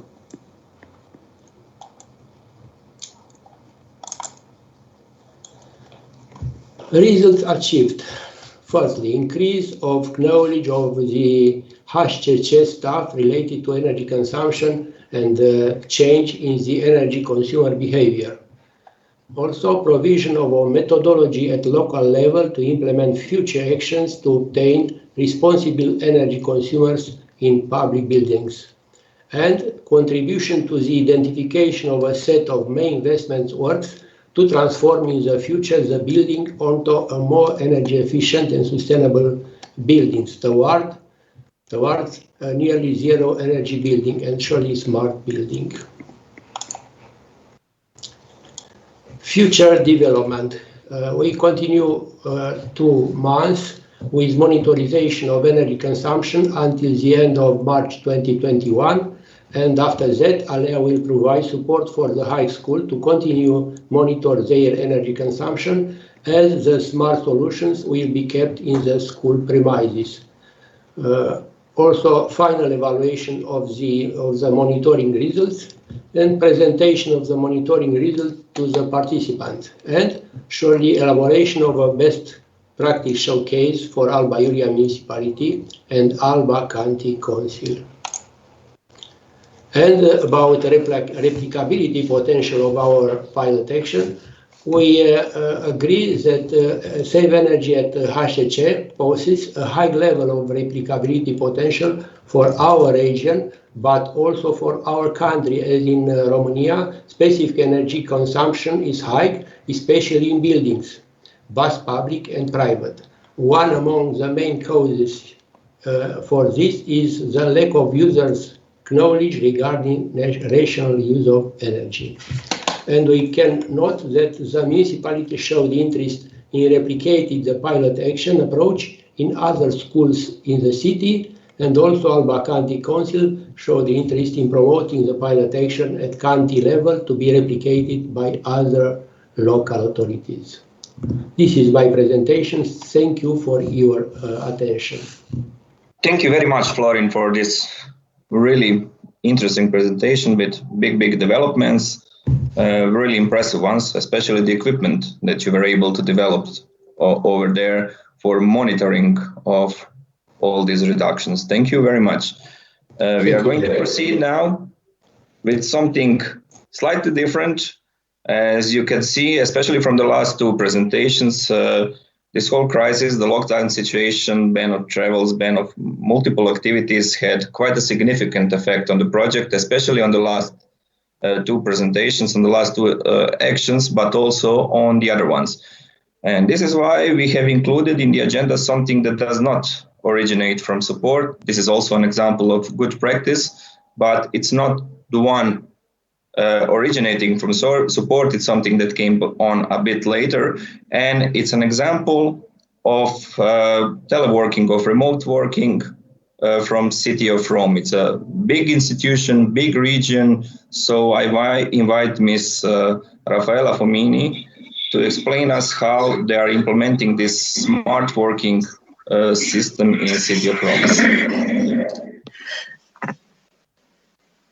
Good morning, everybody. Can you hear me? Everything is okay? Okay. I'm Raffaella Fomini from the Metropolitan City of Rome, and my presentation deals with this experience of smart working, which the Metropolitan City of Rome has introduced before the pandemic crisis, but with the pandemic crisis has become very important. Just to introduce the context of the Metropolitan City of Rome, the Metropolitan City of Rome has a total of 2,000 employees in the same, who are in the same building located in southwest of Rome. Before the pandemic crisis, the Metropolitan City of Rome has already introduced smart working, but for a small part of workers, just 300 people during the pandemic crisis. So since March 2020, the Metropolitan City of Rome introduced smart working for 1,900 employees. So just 100 employees were present in the building, in the offices during the pandemic crisis. Just with regard to mobility, probably we have the most significant impact because, for example, if we take into account the fuels for shuttles are used for connection from the office to the main public transport hub. The fuel for shuttle decreased of around 77% in comparison between 2019 and 2020, with 35 tons of CO2 avoided. Of course, also the kilometers traveled by shuttles decreased in 2020, and if we consider the kilometer traveled by employees on a daily average, they decreased from 53 kilometers per day to 23 kilometers per day, with a total CO2 reduction of around 3 kilo per employee. So this is a very significant reduction. If we consider the building management, relevant changes there was in electric energy consumption of the building, because we we have observed that a saving of around 15% and 45 tons of CO2 were avoided in 2020. Also, there was a significant reduction in water consumption, while heating as a reduction, because we have calculating around 86 tons of CO2 avoided. While cooling is less relevant, because cooling is used also for the building ventilation, for the air exchange. So, of course, we cannot switch off the ventilation of the building, because the building is a tower, a modern tower, without the possibility to open window. So we can't influence the reduction in this field with regard to cooling. We had also a significant impact on purchases of materials. Here we have indicated especially the savings in terms of cost, but we have calculated that, for example, we had a savings in terms of CO2 of 85 kilograms for the purchase of toner, and also an impact on photocopy paper. We have also carried out a survey to measure the impact of smart working on the quality of life and on the quality of working. In particular, the quality of life has increased both for employees and for managers, and the quality of work is unchanged for employees and for managers. So we can say that smart working has not a negative impact on productivity and on the quality of work of people. So we can say that after this experience, of course, the greatest impact was on mobility. People, of course, traveled less, but it's important to remember that during the pandemic crisis, people, the use of private vehicles for home work trips has increased. So this is important to consider, because of course we have to invest more on alternative ways of transport, and if we want to obtain larger savings on buildings, we have also to think to a different organization of workspaces and work activities. Anyway, the total amount of CO2 avoided during the year is very relevant. Thanks all for the attention. Thank you very much, Raffaella, for this really interesting presentation. It's nice to see that you are doing something like this in a major institution in Italy, sort of a leader in a city of Rome. So now we are nearing the end of this session. We have seen several examples of savings via soft measures, not only by implementation of some hard measures in terms of energy efficiency, use of renewable energy sources. We've seen that there's quite a gap between the expected performance of any building and the actual one that is obtained on site, that is mainly occurring due to the use of its employees. This gap is, in accordance to some of the studies that we have done during the support and during some other projects that we are conducting, quite a bit higher in public buildings than in private one and in companies one. It remains to be seen why the things are developing in this way. But in any case, it's very important to introduce these kind of soft measures in order to have the building that is basically functioning in its optimal way, in the way that it was designed.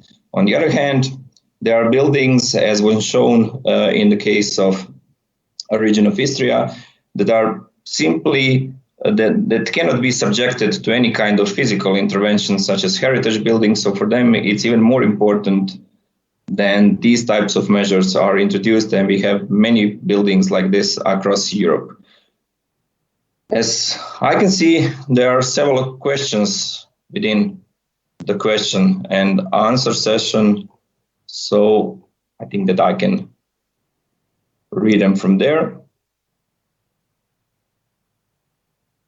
So the first one is for region of Istria, for Alexander.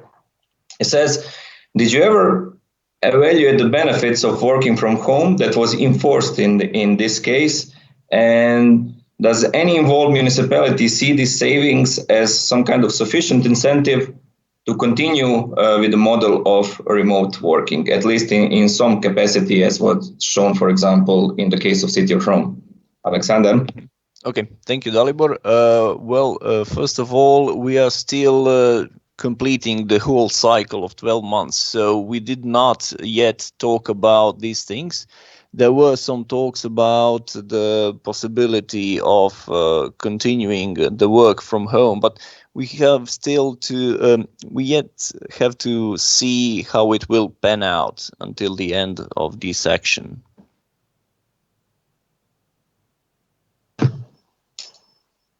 Thank you, Alexander. As far as I can see, we have another question also for you, so you can remain online. It says, were there any proposals to return the savings? I remember you were mentioning that there were possibilities of increase in salaries for best performing employees. I don't remember in which city it was mentioned.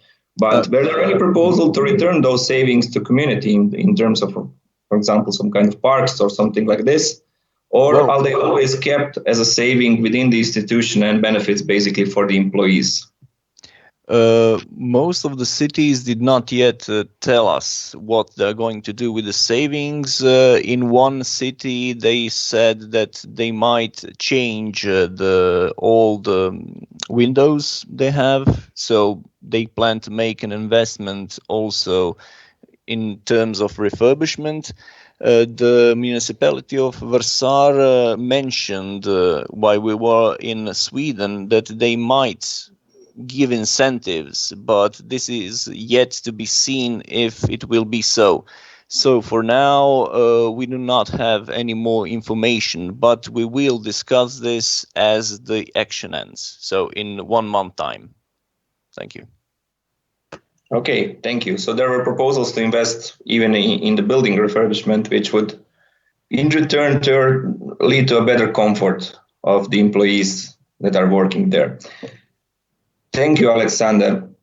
Now we have a question. It says, this is basically, that was written by me within the chat. So Florin, you can answer it directly. Do you think that you will be able to keep the same level of the performance once support and the pilot action is completed? And once completed, who is going to be responsible for the managing of all the equipment that you have installed and the activity as a whole in the college building?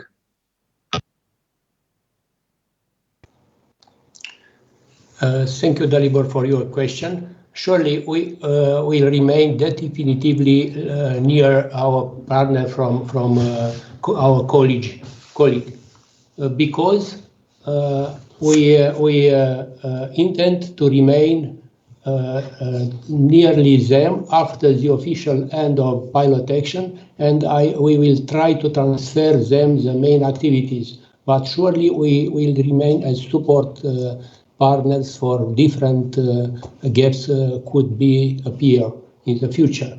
But surely the monitorization of energy consumption data will continue to be performed by Anergo. So we will try to develop with many other local authorities such kind of action.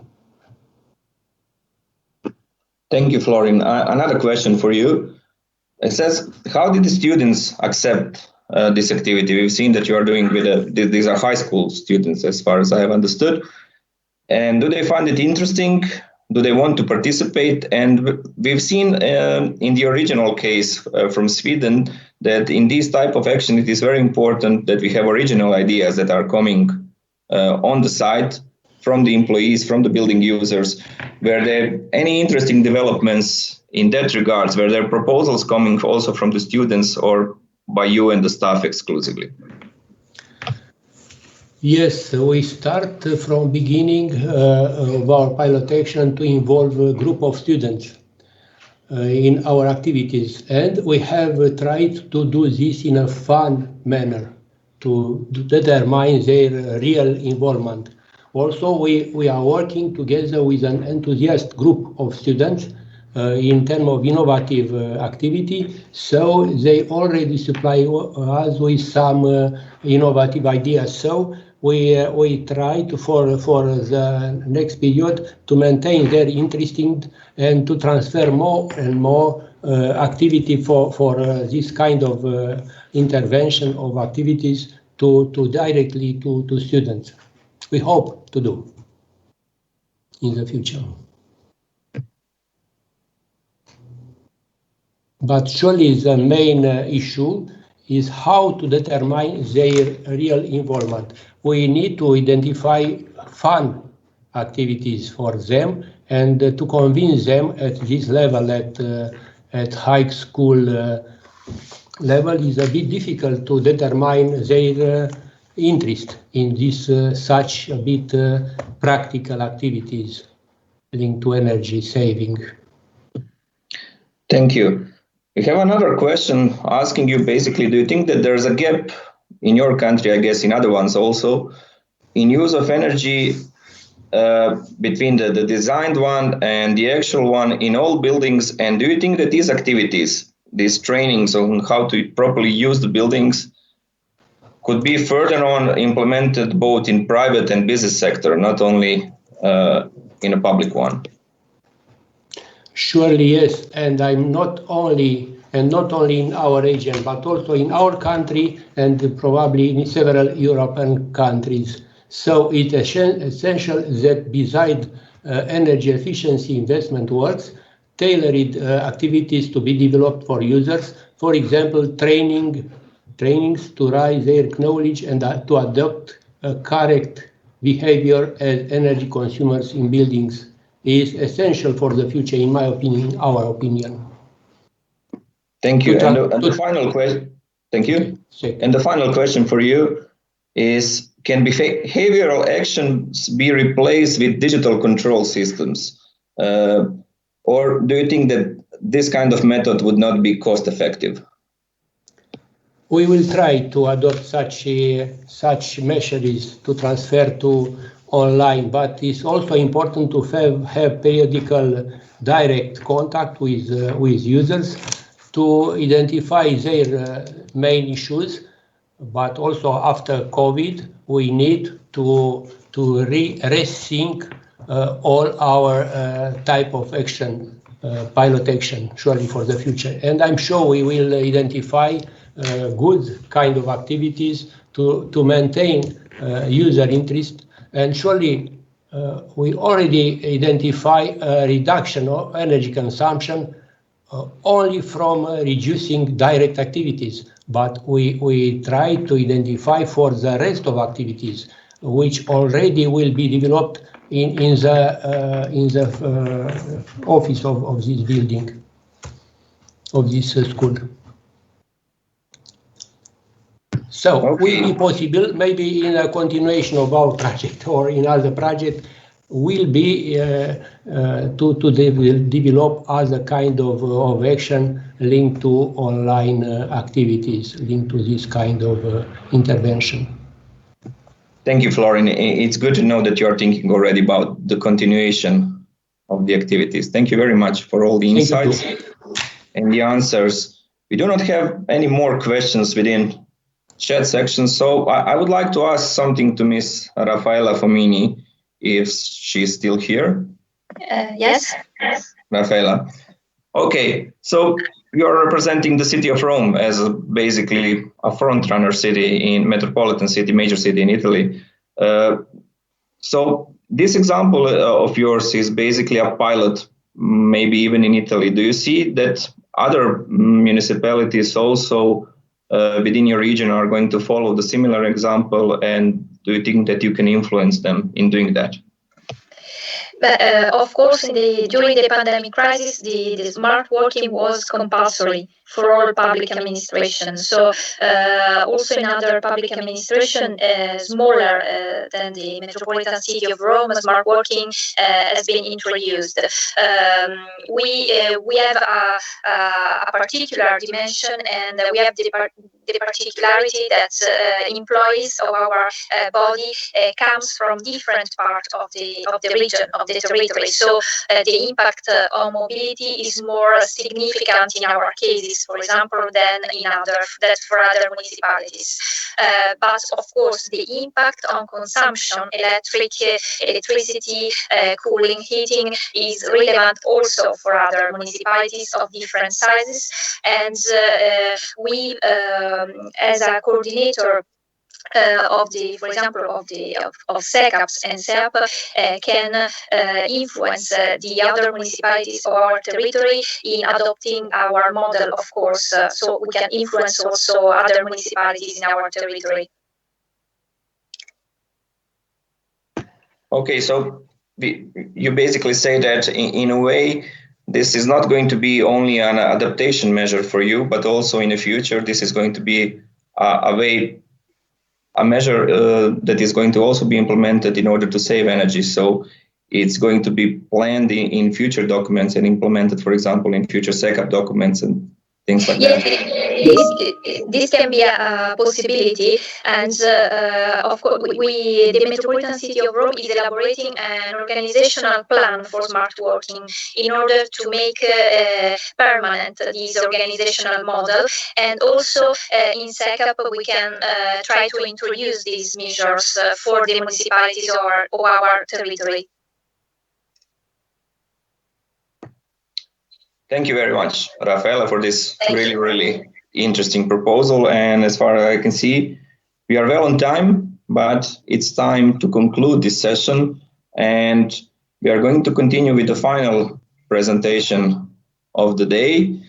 I'm going to introduce you our policy officer of project support, Ms. Charo Camacho, that is working in Interreg Europe Joint Technical Secretariat. And she's going to say you a couple of things about the state of the play of the program and outlook for the future interregional cooperation. Ms. Camacho, you can take the screen. Hi, hello everyone. I hope that you can hear me and see me properly. Thank you, Dalibor, for this introduction. I have to admit that when you asked me if I was okay closing the conference, and I said yes, I think this was not a very wise decision because you've had a very, very intense exchange of knowledge this morning. You must be tired, you must be hungry, and now here I come with more information for you. So I'll try to do this as dynamic as possible. And thank you very much for having me here. And congratulations, of course, for these impressive results. Like Dalibor mentioned, I'm here. I've been the policy officer following this project almost from the beginning, and I'm here to give you an overview of the program so far, but also to give you a few hints about the future. So, as I think that you already know, we've launched throughout these 6 years, we've launched 4 calls, and we financed a total of 258 projects. These figures are important to understand what I'm going to present afterwards. We've covered almost 90% of the regions in Europe, and 20% of our partners are managing authorities. So all in all, we're very happy with the results of this program and, of course, looking forward for the next one.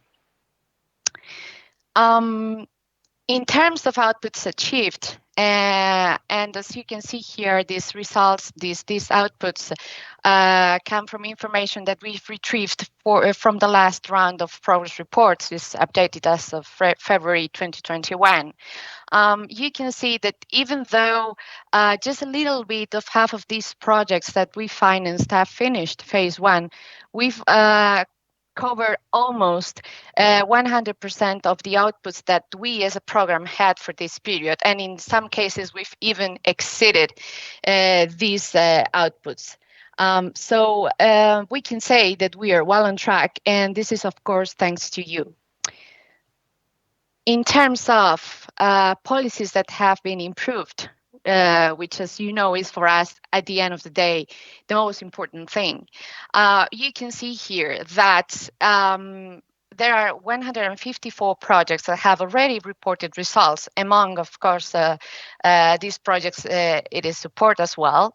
And you've managed to improve almost 500 policy instruments. This translates into, well, a large amount of funds influenced. And we think it's very important to emphasize this now, in a moment where interregional cooperation was, as you may know, at stake. The program, the continuity of the program in the next programming period was also at stake. So we think it's very important to emphasize how important interregional cooperation is, and to to show you the results that we all together have managed to achieve. And you know that together with our projects, the policy learning platform is the other great cornerstone of the program. I think that you may be familiar to the services such as the Good Practice database, or the peer review, or the policy briefs, or our webinars, but maybe not so much with the peer reviews. And I would like to present very briefly this service that our policy learning platform is offering for you all. You don't even need to be part of a project. You don't need to be a partner. You can be, but it's not needed. You can be a stakeholder. The most important thing is that you are a managing authority, a public authority that have identified a challenge, a specific issue in your region, and you want to share this with other peers all over Europe to find solutions for it. Well, if this is your case, you can apply to this service. There are no calls, there are no cut-off dates. You can apply on regular basis, and our experts will assess your application, and if successful, you will have the opportunity to host this peer review. So I invite you all to visit our section on our website about it. Of course, you can come to us if you have any particular questions, and to apply to this service if you need it. And well, as you know, and like I said before, interregional cooperation is very important. And during this very difficult period, it's become particularly important. And we wanted to accompany you, to support you all during these difficult months. And as you know, we've put in place a number of measures to support you and to help you fight this crisis.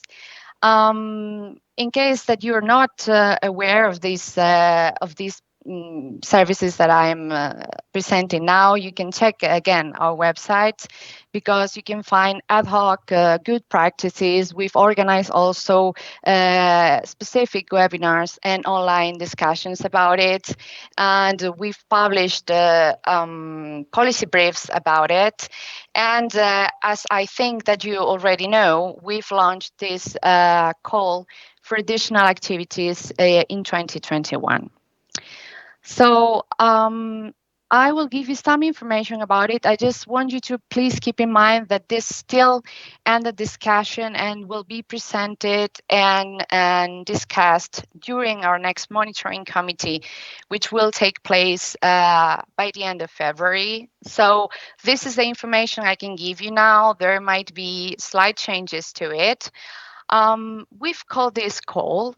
We just want you to know that for us it's just like an additional measure for you, in particular, first and second call projects, because third and fourth ones, they had the opportunity to use these measures that I said that we put in place. But we also thought that it could be important for you, first and second call projects that have been hit by this crisis, to exchange a little bit more on these solutions that you've had to put in place in your regions to fight this crisis and the consequences of this crisis. So this would give you the opportunity to exchange for 1 year. You shouldn't see this as a continuation or a capitalization of the project.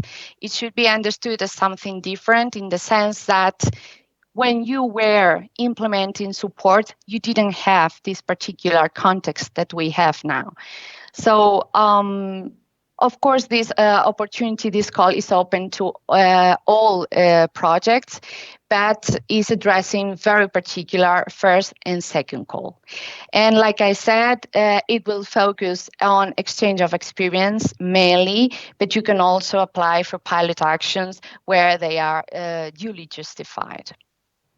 And of course, this information is published on our website, but if you have any additional questions, you can come to us, as I said before. And zoom in a little bit more on support, and just so you can see where your peers are across Europe. Well, in total, under the low carbon economy priority access, we financed throughout this year 60 projects. 11 out of which are projects that share with you this topic of low carbon strategies. However, support is the only one that has this more, let's say, holistic or general approach with a special focus on SEAPs and CCAPs. So in this sense, support is a very special, unique project. And I always try to highlight during the final conference some of the, how to call them, elements or components from your project that are not so tangible, but that have been important for us and for me as a policy officer during this journey that support has been.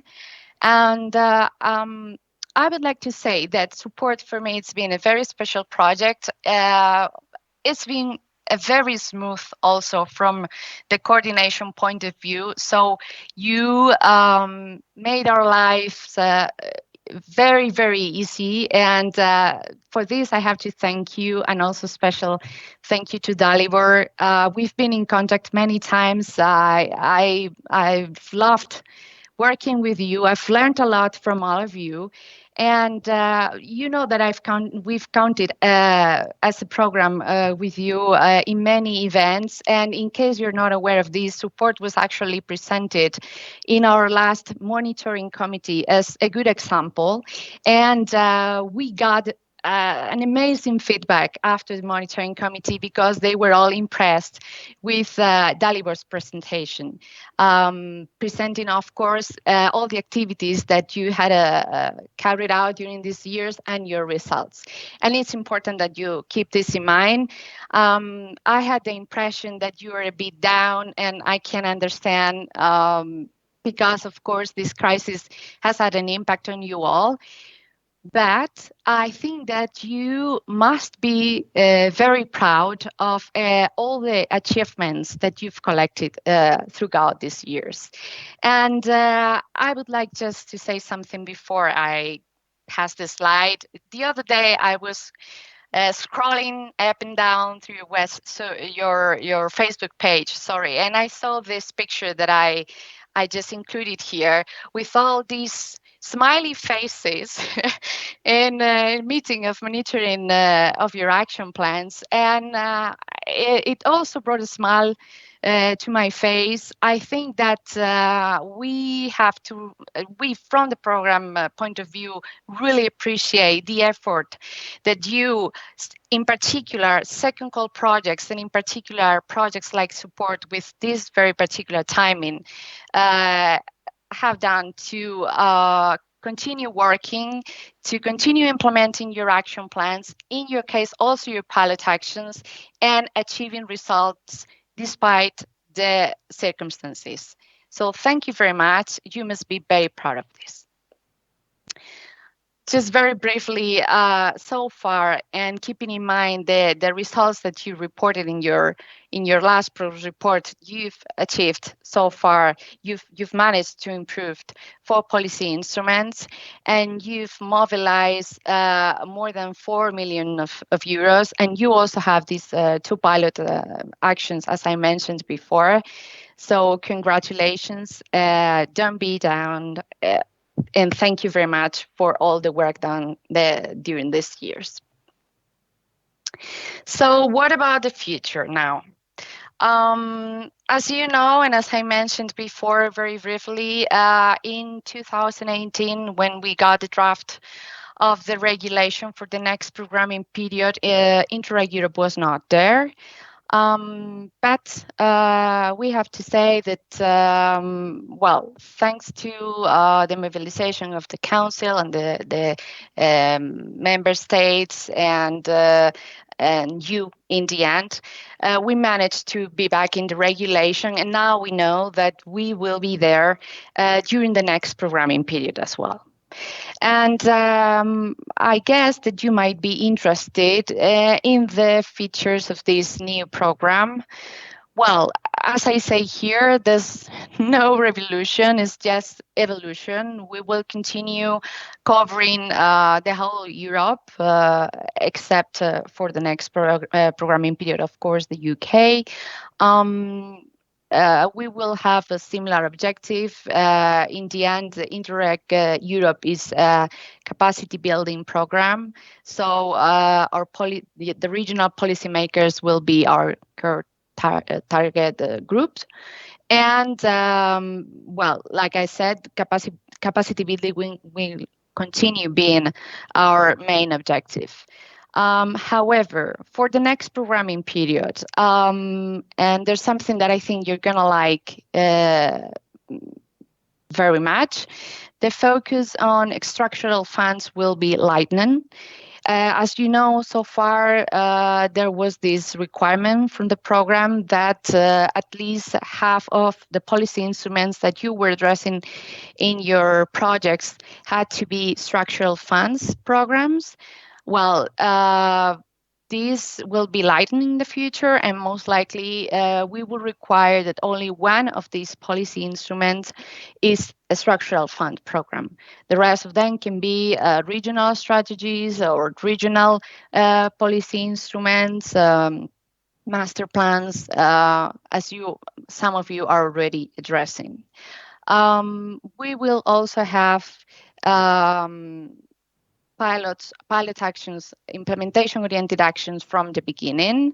It's still not clear if we will have this first phase, second phase that we have now, but in any case, you won't have to wait until the end of the project or until the end of the exchange of experience to have these pilot actions, because the member states, they've expressed their interest in having these more implementation-oriented actions from the beginning. And I think that it's also good for you, and it brings you added value. And finally, as you know, so far the program has 4 priorities, 4 priority axes. Well, in the future, we will have only 1, which actually we think it better reflects the core nature of the program, which is capacity building. It is called better cooperation governance, and it will give you and us much more flexibility, because you will be able, through this priority axis, to address all the topics, all the topics that are reflected in the cohesion policy for the next programming period. However, we have to tell you that also the member states have expressed their particular interest in smarter and greener Europe. So we know that more or less 80% of the budget will be devoted to these 2 axes. So just so you keep in mind for the next programming period. And about the first goal, well, since we have to wait until the regulation and the budget linked to the regulation is approved, we we don't think we will be able to launch this call during this year. So most likely the first call of the next program will be launched during the first semester of 2022. So you have time to think about your potential applications if you're interested in applying. And that's it from my side. Again, thank you very much for the excellent work that you've done during these years. And well, I hope to see you there in the next programming period, or who knows, in this new call that we will have soon.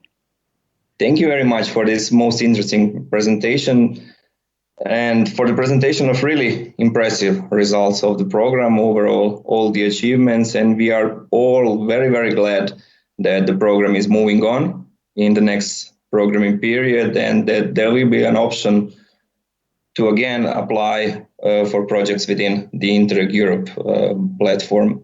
I'm sure that many of the partners, if not all of them, are going to be trying to be participating. They are actively going to be participating in the next programming period.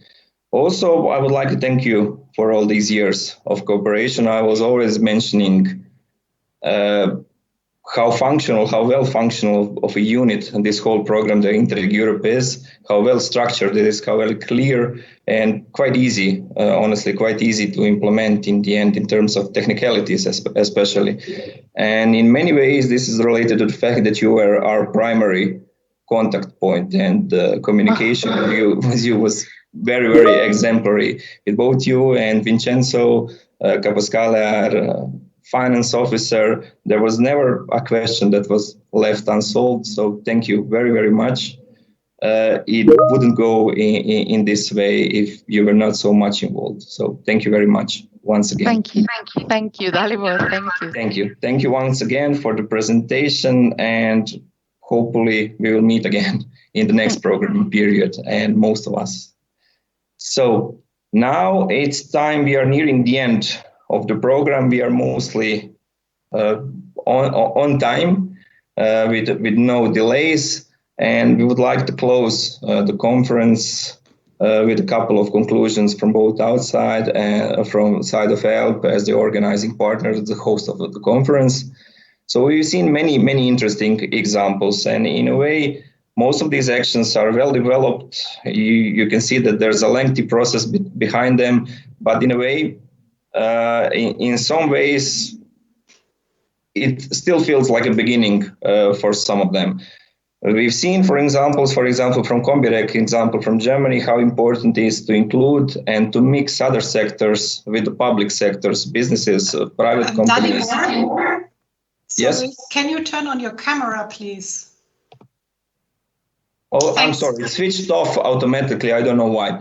So we've seen from the example of Combirec how important it is to have the overall balance sheets of the entire community. And in most cases, since we are dealing in support with the public buildings, with public authorities, there is still a sense that these are close communities. So most of the actions in the plans that we were analyzing through support in various SECAPs, strategies, SEAPs, etc., we're dealing mostly with public buildings, because at this point in time, there's still a general feeling that the biggest incentive in moving forward with this energy efficiency, with energy policies issues, is still the financial gains, financial savings that can be gained with these types of approach. What we have to do now in the further steps is move on from this approach, move on from this mostly exclusive financing related approach, and include other participants, such as private entities, such as companies, businesses,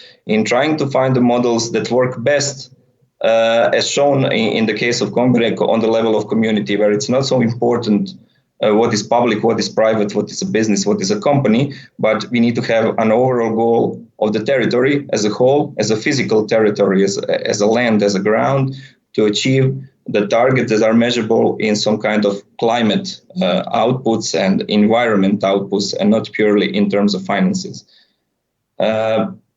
So in the end, we can see there's a lot of things that we can move forward with. There's a potential within this project and actions that are developed through it for future developments. So this is nice to see that we are going to be able to work on these things in future. There are many permanent outputs, such as software solutions that came out of this whole project that are definitely going to be used after the project is completed.